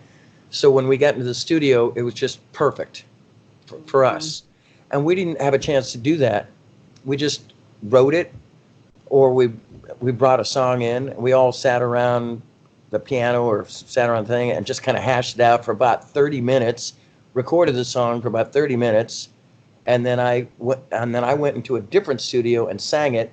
And when I came out, they were already working on another song. It was kind of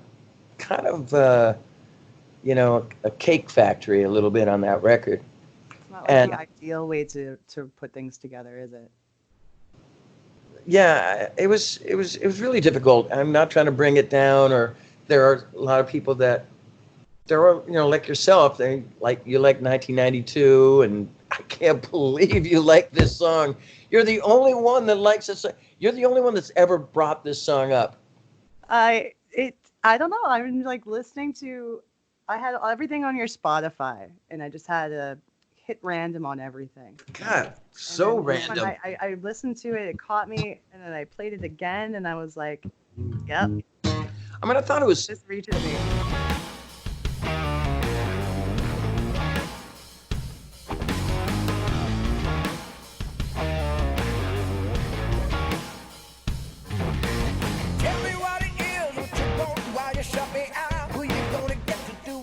When you can't do it by yourself, speak now or forever hold your peace, y'all.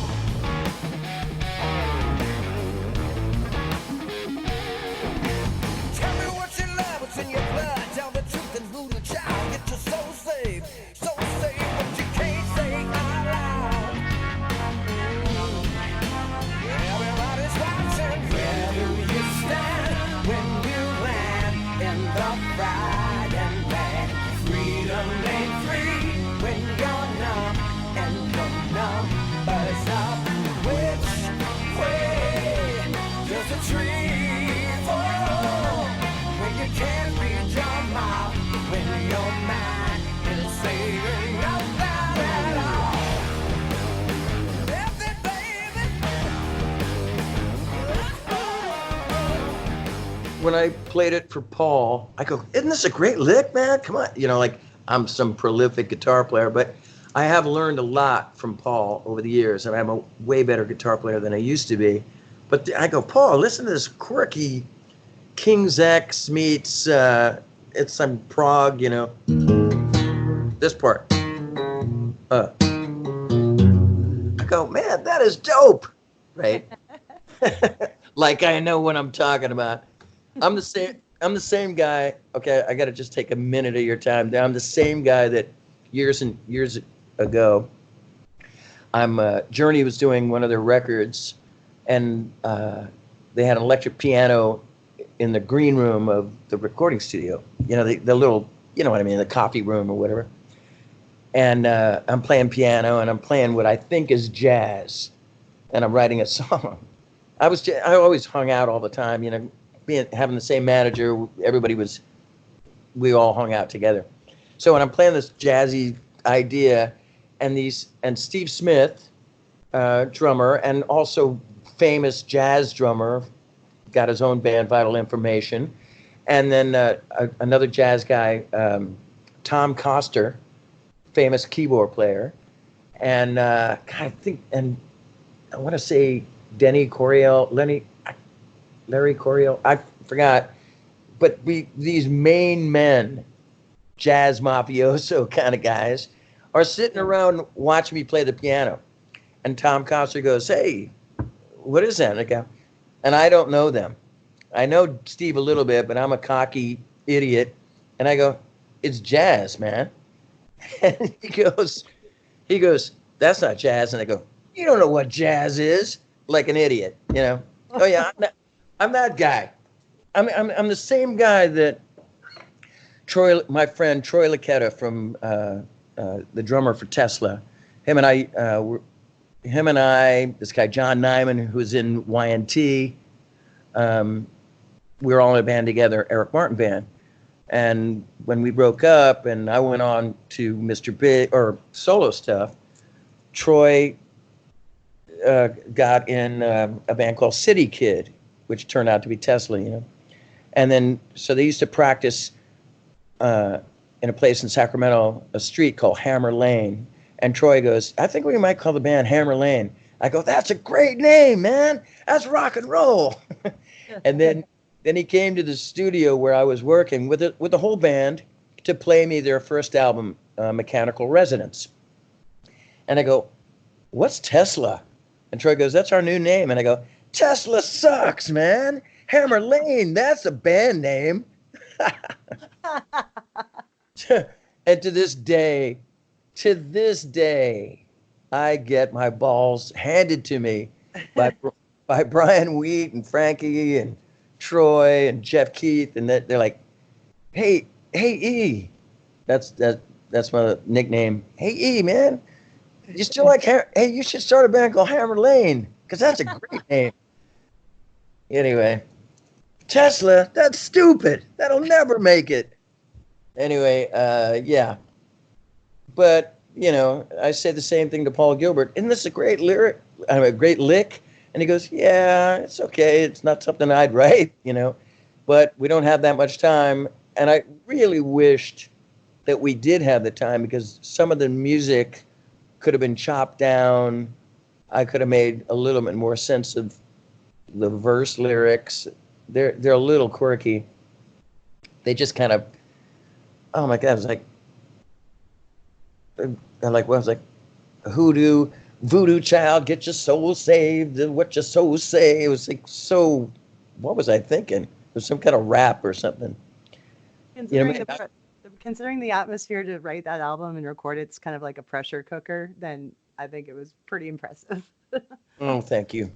I mean, anyway, yeah, it was my least favorite because I thought it was rushed in the recording, but I did like the song. Obviously, I did like it because I've had it easily for as long as Mr. Big's been together, and I keep hey, Eric, don't bring that tune up. It's gonna be a hit. Yeah, all right. Anyway, that's so funny that I told you about all my foot and mouth disease. I got many more than that, but the Tesla one just takes the cake. Oh yes. Tesla, what a stupid name. Anyway, that's enough of that. It all worked out. Oh, it's a great name, and it worked out. First of all, sorry, I had to put my guitar away. I'm done wowing the audience with my, Andre Segovia licks. But anyway, I used to, what was I talking about? What was I just talking about just a minute ago? Brain fart. Oh God, I can't remember. I'm racked with it because I've done that a lot. Where I just go, meh. It's that time of the show where we would like to thank Analog Brewing here in Edmonton for being the official beer of Dope Nostalgia. Located at 8620 53rd Avenue, Analog Brewing is one of Edmonton's award-winning breweries. Look for their retro video game cans at your local liquor store or their growing number of tap handles around the city. Or better yet, go visit Adam and Brian in person. Their tap room is open Thursdays through Saturdays from 4 p.m. until 11 p.m. and enjoy $6 pints and an everyday low price of $13 per 4-pack on their retro styles with a Z, so you know they are 90s kids. That's Analog Brewing Company at 8620 53rd Avenue, Edmonton. Open Thursdays through Saturdays from 4 p.m. until 11 p.m. Analog Brewing, official beer of Dope Nostalgia.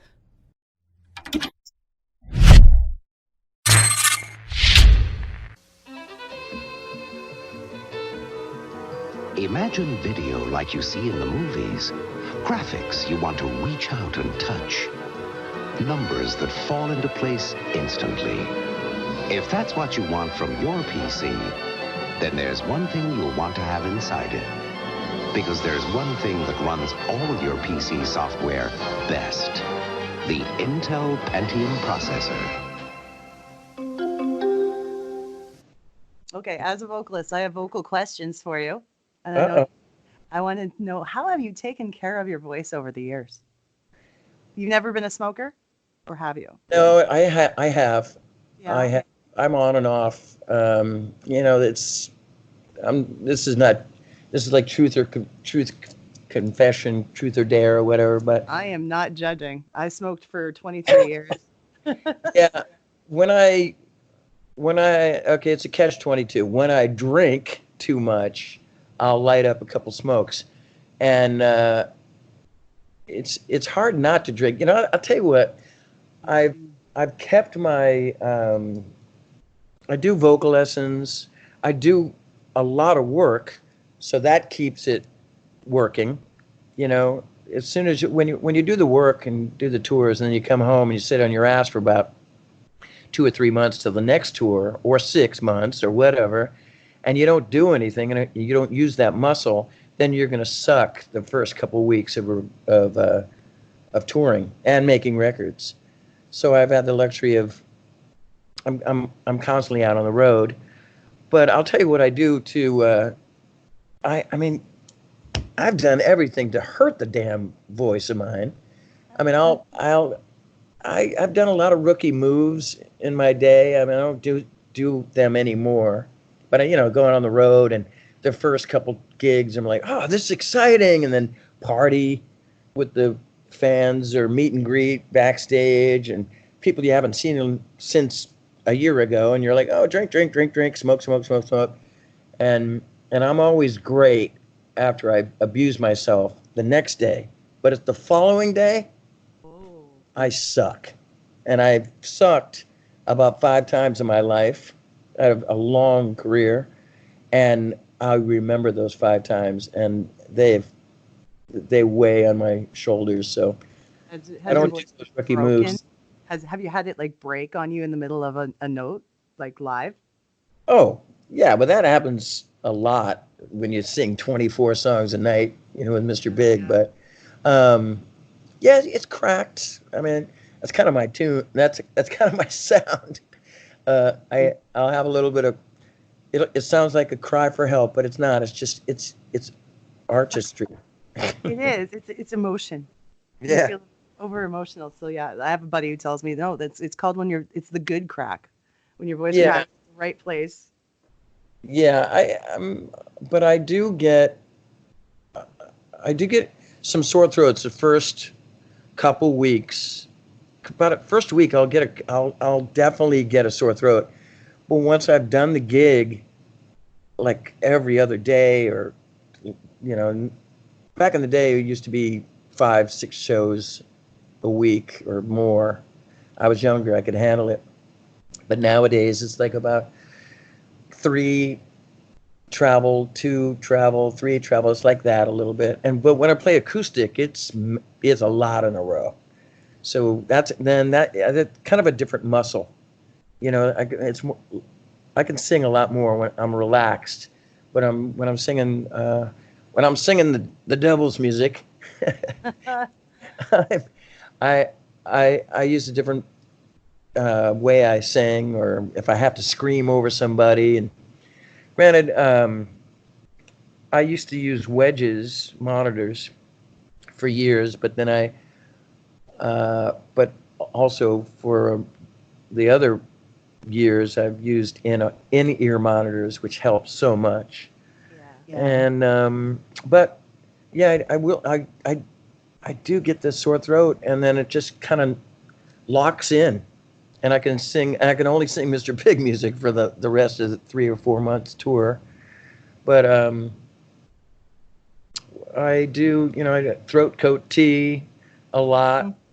I don't even know if it's helping anymore, but I kind of like the taste of it, and I'm gonna keep doing it. All kinds of different throat sprays. I was thinking about, I was actually thinking about writing a book and getting all these like magical potions or whatnot from all these singers that I've met over the years. I remember this one time I was talking to Paul Rogers about what he does to keep his voice intact, but he was talking to me, and all I heard was wah, wah, wah, wah. All I cared about was like, that's Paul Rogers. I didn't even pay attention. Yeah. Idiot. Imagine. Oh my God. He was like, oh yeah. And all I can think of is like a question going, remember when you played Texas Jam and your tooth was missing? I mean, I swear to God, I'm a bumpkin. But there's all kinds of magic potions that people, remedies that people will swear on. Oh man, from black licorice to Nim Jam. Have you heard of that what one? is it? What is I it? think it's No. called Nim Jam. I think it's a Chinese syrup. You think Ninjam? Yeah.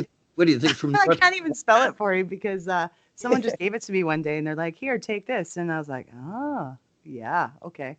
Nim Jam. Ninjam. I think it's Chinese. A Chinese secret. No, it's from North Carolina. You bumpkin. What is it? Is it a tea? Is it a? It's like a Can't throat be- coat syrup. So you just take a Throat coat teaspoon of syrup. it, Right. and yeah, I think you can get it at like the vitamin stores and like the herbal type of, shops. I'm checking it out. Ramalama Nimjam coming up. There's another elderberry syrup is good. I did that before I went on the road just recently. I was a special guest for these really great singers. You would love them. Now that we're like really good friends, I know you so well that you'd love them. They're called Frontmen, and it's Front and M3N, and it's Pete Lincoln, the lead singer for The Sweet, Peter Howarth, the singer who took many singers' place for the Hollies, and then Mick Wilson, who was the bass player and background singer for 10cc. And the three of them have a really wonderful vocal trio, and I was their special guest singing To Be With You in Wild World and Just Take My Heart, and I got to sing Long Cool Woman with them. It was really nice, but they turned me on to elderberry syrup, and you make it like a little tea. And so, yeah, I'm divulging my secrets in my book, but I wouldn't mind writing, like, somebody should do it. Now it's in a podcast, somebody's going to do it, but, I know so many singers and so many artists and what they do, and some work and some don't, but it's worth a try. There's been so many times where right before a show, I go, oh my God, I have such a sore throat. What do I do? Right? And I'm basically, throwing out a lifeline to, I have one of my friends, Jeff Scott Soto. Hey, dude, what do you do? And he goes, okay, you mix this and you pour this and you stir that, You make this potion, really. Yeah. Which is And true. usually it comes out like, okay, it tastes like shit, but it works. Yep, that's how it usually goes. Yeah. I host a karaoke show, and sometimes I like to sing quite a bit, and when I'm not doing this kind of thing. Anyway, I was trying to do. I heard you. I heard I you. was- Actually. I heard you. I did my research. I looked on Facebook, and then I found a couple bands that you're in, or one band that you're in, and I listened to you sing, and you rock. Thank you. Oh, thank you so much. I appreciate you. I was gonna tell you. So I tried to do this song is my vocal nemesis. It's "Wasted Time" by Skid Row. Okay. You remember? I don't know if you've heard that song. I don't. That's why I'm saying okay. No, I don't know if I have. you know Sebastian Bach's voice and how that works. So I always told myself if I take a shot of Southern Comfort right before I sing it, it's going to go great. Yeah, I don't know. I think Southern Comfort works for about 2 minutes, and then it's alcohol, so then you're all dried out. Well, oh, dude, I've done that a million times. Well, I've done that a million times back in the day. I don't do it anymore because it's just a stupid idea. I love when singers, and I'm not calling you stupid. There's a lot of stupid singers where we got to do something to kickstart our mojo, So I remember we had this band. They were called the Throbs, and they were from New York. And the lead singer was like drinking Jack Daniels before his playing. I was like, "What are you doing, man?" He goes, "Medicinal purposes." and I go, "Trust me, little kid, it doesn't work. You think it works, it warms the cockles of your cockles, if you have cockles, and you go out and you do your thing, but you may hit a couple of those first notes in that song, but by the third song, and you're talking to the audience, and you're about ready to sing your ballad, you're gonna choke." And it's just the way it is. I hate that feeling because I've experimented myself. I eventually learned that you save that for after the gig, and just keep the bottles of water going until the show's over. Really. Yeah. That's it. I know. I used to think. I did it too with Avantasia. It's such a lax gig. You go out. I don't come out until like 45 minutes into the set. I sing 2 songs and I go back and I sit around for another hour because it's a revolving door of singers. Everybody's got 5 songs and there's 7 singers. So do the math. It's a long time. And there's a table and it's a like this is kind of funny. Like this is what the Germans came up with this. It's a table, and in the dark, you can't see your microphone. Even though I've got green tape around my microphone, somebody's got red and white stripes, but you can't see it in the dark. So they put yellow glow ducks, rubber ducks, on each thing. Like Jeff Tate's got some kind of Viking helmet or something. I got a duck with glasses. It's because it is what it is. But you still can't see that. But you can see where the moon hits the glowing 17 bottles of red wine that's on that table as well. So, man, in between songs, I'll be knocking them back in this wine, and I'll go out and sing 2 songs and come back, and it kind of doesn't hurt me, but it does hurt you. All that alcohol, even though I love being high once in a while, but oh my God, it wreaks havoc on especially as you get older. Your throat just kind of squashes up a little bit. Doesn't do what you want it to do at times, right? Yes, this is like a depressing podcast right now. It doesn't make me want to drink. Trust me. It's a balancing act that I've done a million times. I love socializing at the end of the show and talking to people, signing autographs and taking pictures and drinking and having a good old time. But, I'm putting the cart before the horse, or the horse before the cart. You know what I'm saying? The show is the most important thing. And I wrestle with that constantly because, I love the whole 3-ring circus of it, So, anyhow, I don't know if you understand. I'm locked in my world, but yeah, if you're gonna drink, it's gonna punish you. And the key to my singing existence is getting an 8-hour sleep. Because if I don't, if you're really super tired, you're gonna choke as well.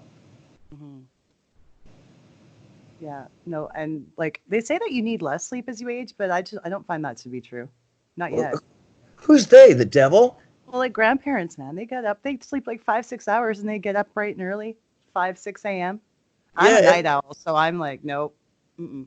Yeah, but your grandparents are feeding the chickens, in the morning, or they're, hoeing the garden, or I don't know. Your grandfather's probably still working to this day. Who knows? But singing is a different animal, you know. So yeah, and this is classic. Okay, in your case, they would be grandparents. I have the powers that be in my life always say, you know why you have a sore throat? Because you talk too much, right? Because you constantly are talking with people and you can't shut up. You just keep talking and talking, which is true. Oh, but the best is if you're trying to socialize before the show in a loud bar, and you're just kind of like shouting at each other, and then go and do the show. Whispering. You can't whisper either. You're damned if you do, and you're damned if you don't. If you're a talker like me or like you, and whispering will kill you too. Oh yeah, they taught us that whispering's one of the worst things you can do. Anyways, now that we've schooled everybody. Yeah. But what to do is you got to get a good night's rest. You got I know it's cliche, but drink plenty of water. You got to keep lubricating yourself, like a lot. You just got to keep going. I was chewing gum on stage, which didn't look good, but it got the juices flowing. I've seen people do that, and I've always wondered why. Because I'd be worried I'd choke on it or something. Oh, it doesn't look good anyway. It doesn't look good, but because of the juice, the salad or whatever. God, there's so many things what not to do, and those are the most fun to do. I know. It's moderation. Is what it is. Well, I'm going to ask you a couple more things, and then I'm going to let you be free. I was going to say, do you have any special causes that you support that you want to tell people about to get them involved?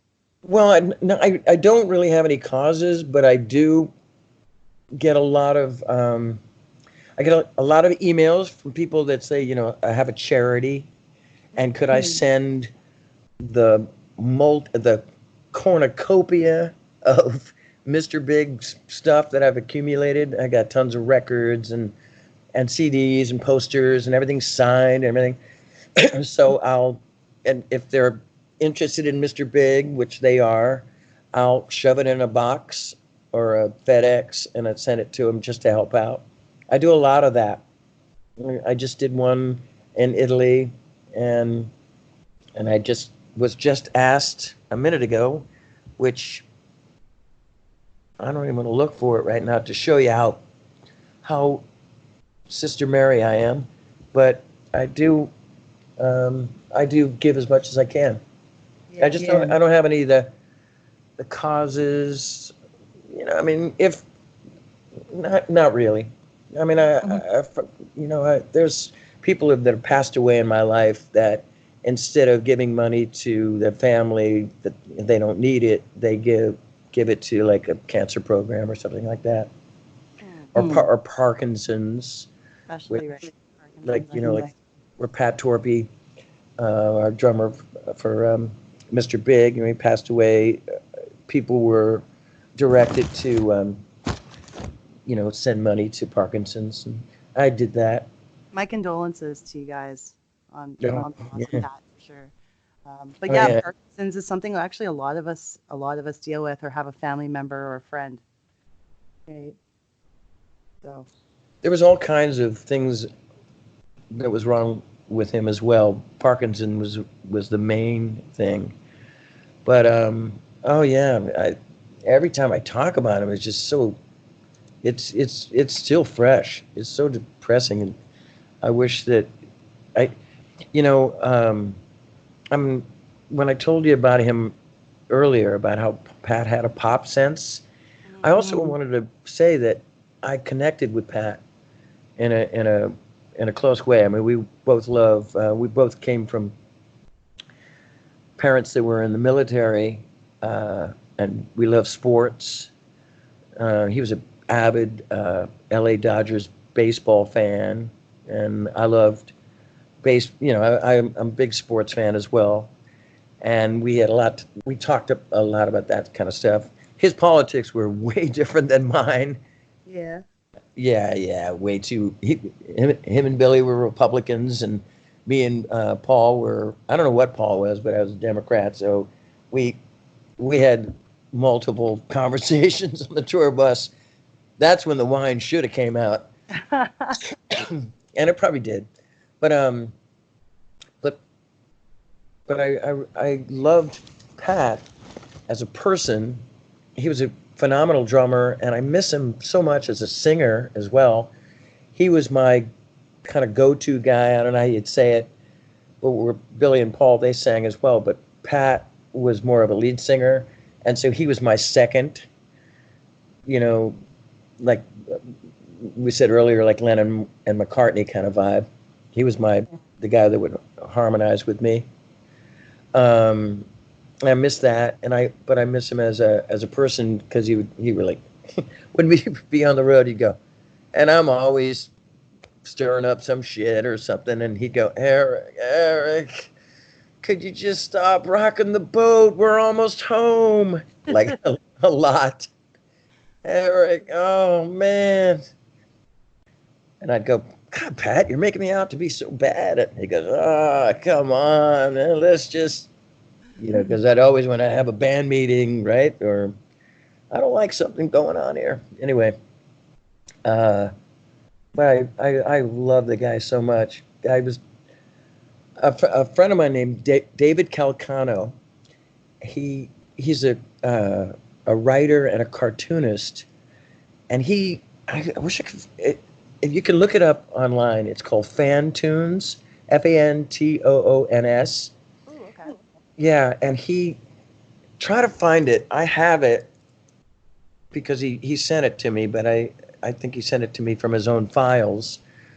But it's like he did some cartoon or animation work for us. He did like a Mr. Big kind of comical movie that we played right before we went on tour. I mean, before we came out on stage, when we played in Asia a couple of years ago. It's really funny and odd too. It's kind of like slapstick. It's violent, but it's Three Stooges violent, and it's animation, and there's like little pieces of things where this guy's walking along down the street, and a limousine pulls up, and it's the four of us, and we're all distorted looking cartoon characters, and we throw a ticket to this guy, and he doesn't have a car to get to the big venue where Mr. Big's playing, so he runs over to this grocery store and sees a bulldog, Colorado bulldog, get it, from an old song of ours, and the dog's got a Colorado bulldog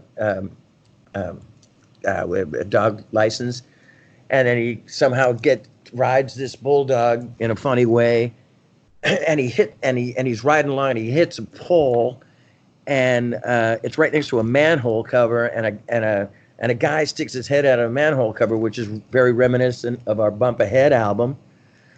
And then he almost gets his head run over by a car that has a guy that's like made in straw, like a Hay Man from our Hay Man album. And he's like, it's just a series of Mr. Big type cartoon. It's really great. But he also did a little cartoon movie about Pat Torpey. And it's fantastic. It's funny, but it's tearjerker, man. It's really intense. I just watched it last night. I think your listeners would totally dig it. I can, yeah, and you know what? I'm probably going to post a link to it if I can on our social media. I'll try to find it and send it to you. David Calcano, and ironically, he's done a bunch of books, animation books for Rush. Actually, that's his kind of his new gig now, that he works for the Rush, whatever, the Rush entity or whatever. Anyway, it's like a little story about Pat, about him starting out and like what he had to do and his struggles as a drummer. And like I think he started out playing polka music actually from his grandparents or his father, and then just those funny little moments of playing in rehearsal studios, honing his drum craft, and the power goes off, and he's got it by candlelight, and that's kind of cute, little funny little moments. And then it talks about his Parkinson's a little bit, about how he found out, and it's all in this cartoon. It's really intense, but really well done. I'm gonna watch that later. Yeah, I'll tell you what, if I can, I'll send you a link. I've reached out to David Calcano to find that Pat Torby thing, and he sent it to me. And maybe I can send you that whole excuse me, video for you to look at. And then also point your fans in the direction. Okay. Yeah, I would really appreciate that. It would be a nice thing to share for sure. Absolutely. Now, I would like to ask you one more question from one of our friends of the show. Her name's Kendra. She wanted to ask. Ever had sex with that woman? Sorry. I don't know why. First of all, I'm slapping my wrist right now. Bad singer. Okay. I thought this was a unique question. If you could choose one new artist to cover a Mr. Big song, which artist would you choose and which song would it be? Ooh, that's gonna. I just threw you under the bus, didn't I? You threw me under the bus. There's an album that this is when the band we kind of split up after Paul Gilbert left, and this is before we got Richie Kotzen. But in those years, I think Billy and Pat put together an album called Influences and Connections. It's out there somewhere, and it's the same kind of question you asked. I didn't have anything to do with it, but I wrote songs on it. But it's a Mr. Big album sung by Doug Pinnick, King's X. God, what's the kid's name? Oh God, Donnie V. Enough's Enough. Oh, Enough's Enough. Yes. He sings Green Tinted 60s Mind, actually. I need to hear that. Yeah, you need to hear. I'm a big Enough's Enough fan too. I think Richie Kotzen might be singing To Be With You. Billy Sheehan sings Addicted at Rush. And it's played by different musicians how about this? And this is something that I would have wanted. Ann Wilson, God, I think she sings Just Take My Heart, or something like that. Maybe, I don't know, Promise of the Moon, but it's one of the ballads that we have. But Ann Wilson sings it, and like, oh my God, that was like a privilege to have. Oh, I know, I got chills when I heard it. God, what? Yeah. So those who know us and Mr. Big, we got our name, the title, our name, Mr. Big, from Free with Paul Rogers. It was the one band that we all agreed that we loved, and Pat was looking at his old albums, and I don't remember what album it is. It could be Heartbreaker. I don't remember, but the last song on the record is a song called Mr. Big, and that's where we got the name of our band. Anyway, they got Paul Rogers to sing Mr. Big on that Influence and Connections. That's kind of a chill. I wish I was there. I wish I wasn't there with the band. We kind of broke. We broke up, or a hiatus or whatever. But I was out of the country or something. But I heard about it, and I was like, oh, I would have loved to been a fly on the wall on that one. A bunch of people sang a bunch of songs, but yeah, I'm gonna go with that answer. And, Good and answer. yeah, because those are the artists that I loved anyway. Um, to have, I mean, I love Donnie V. I mean, I love Enough's Enough. That was, they were the first band that we took out when we headlined our first tour. It was, we opened the Winger. That was our first tour. And then when we started headlining, Enough's Enough was our opener, which was hilarious. Those guys driving around in literally a Greyhound bus with like cheap, you know, bedspreads and sheets as windows, and oh my God. And the door would open up and it was like a Cheech and Chong movie, all the smoke coming out, just like you'd think. But boy, Donnie could write some great songs. Yeah, he had a real Beatles sensibility to him, hey? He still does, actually. Yeah. He's a friend of mine named Aaron Duke. He's a manager of Donnie V, and he just approached me recently to see if I wanted to go in on a managing deal, and he turned me on to a bunch of songs that Donnie was doing, and he's still great, and clean and sober and a force to be reckoned with. He's great. I love him. You know, you've made me very happy today, and all our listeners are going to be very happy too that you took the time to chat with me. Oh, absolutely. I enjoyed it. Good. Sorry if I didn't. I know I interrupted you and talked over you. And No, if one of my that's cool. ex-wives hears this, they're gonna go, "Aha! That's what you do." That's what I want. I wanted you to do the talking. So thank you. And yeah, you're one of my vocal heroes. So it's been like really, really great time chatting with you. Woohoo! Yes. So, great. I'm going to. I was just about to go. Coo, coo, coo, coo, coo, coo, coo. Sorry, I couldn't help it. Sorry, it just happens. You know, anytime I get around the Canadian brothers and sisters. Do the Will Arnett stuff. I mean, hopefully, you know, the older fans they'll go, "Oh, I see what he's doing there," and your younger fans are going to go, "I don't get it. Is that some kind of rooster? I don't get it." All right.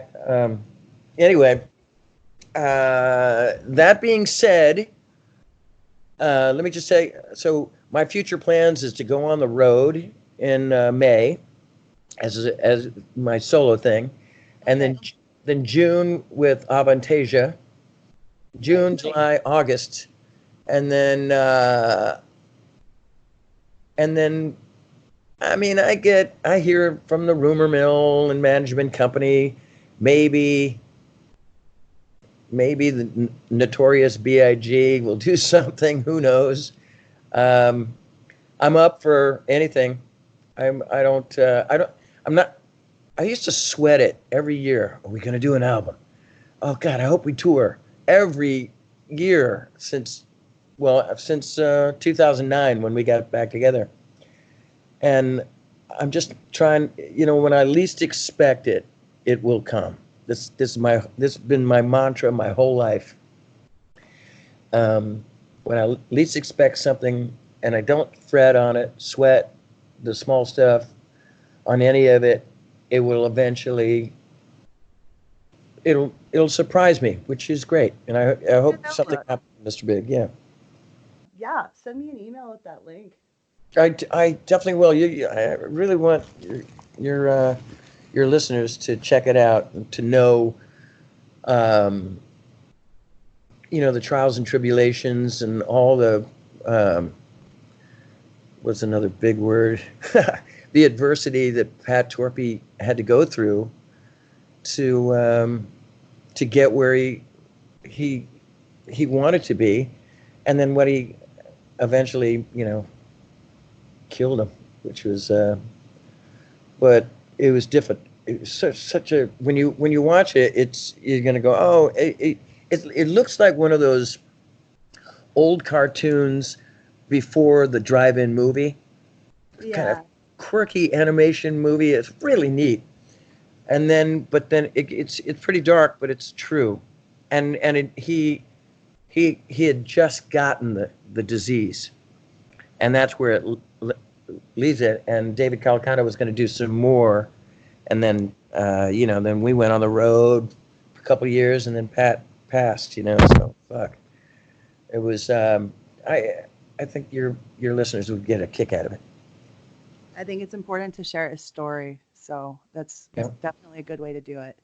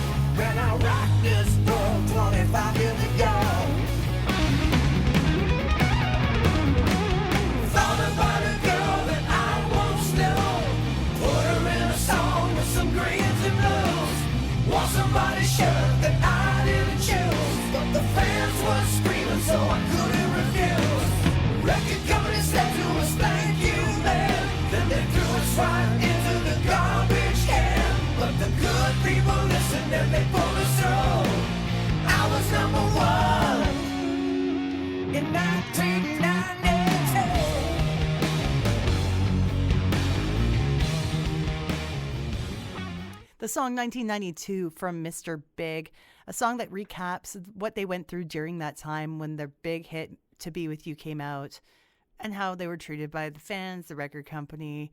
Oh, it's a great, great tune, and it tells their story a bit.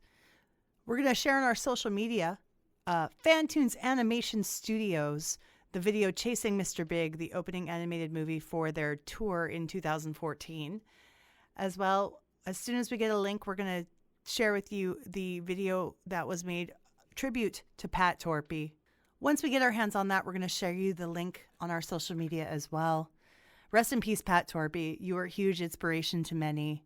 And thank you for being a part of Mr. Big's legacy for all the fans to love and adore you. We're going to make this a two-parter episode because we're going to be sharing the next part with my friend Kendra, who's going to come on and hang out with me and chat over some drinks about the history of Mr. Big, as well as go over our favorite tunes together. Favorite Mr. Big songs. So that's coming up. 2 episodes, 1 day. You guys take care. Social media, yeah, we've got it. Send us an email, dopenostalgiapodcast@gmail.com. Twitter, Nostalgia Dope. Or on Insta, dope_nostalgia. This podcast is licensed by SOCAN because we believe that artists should be paid for their work.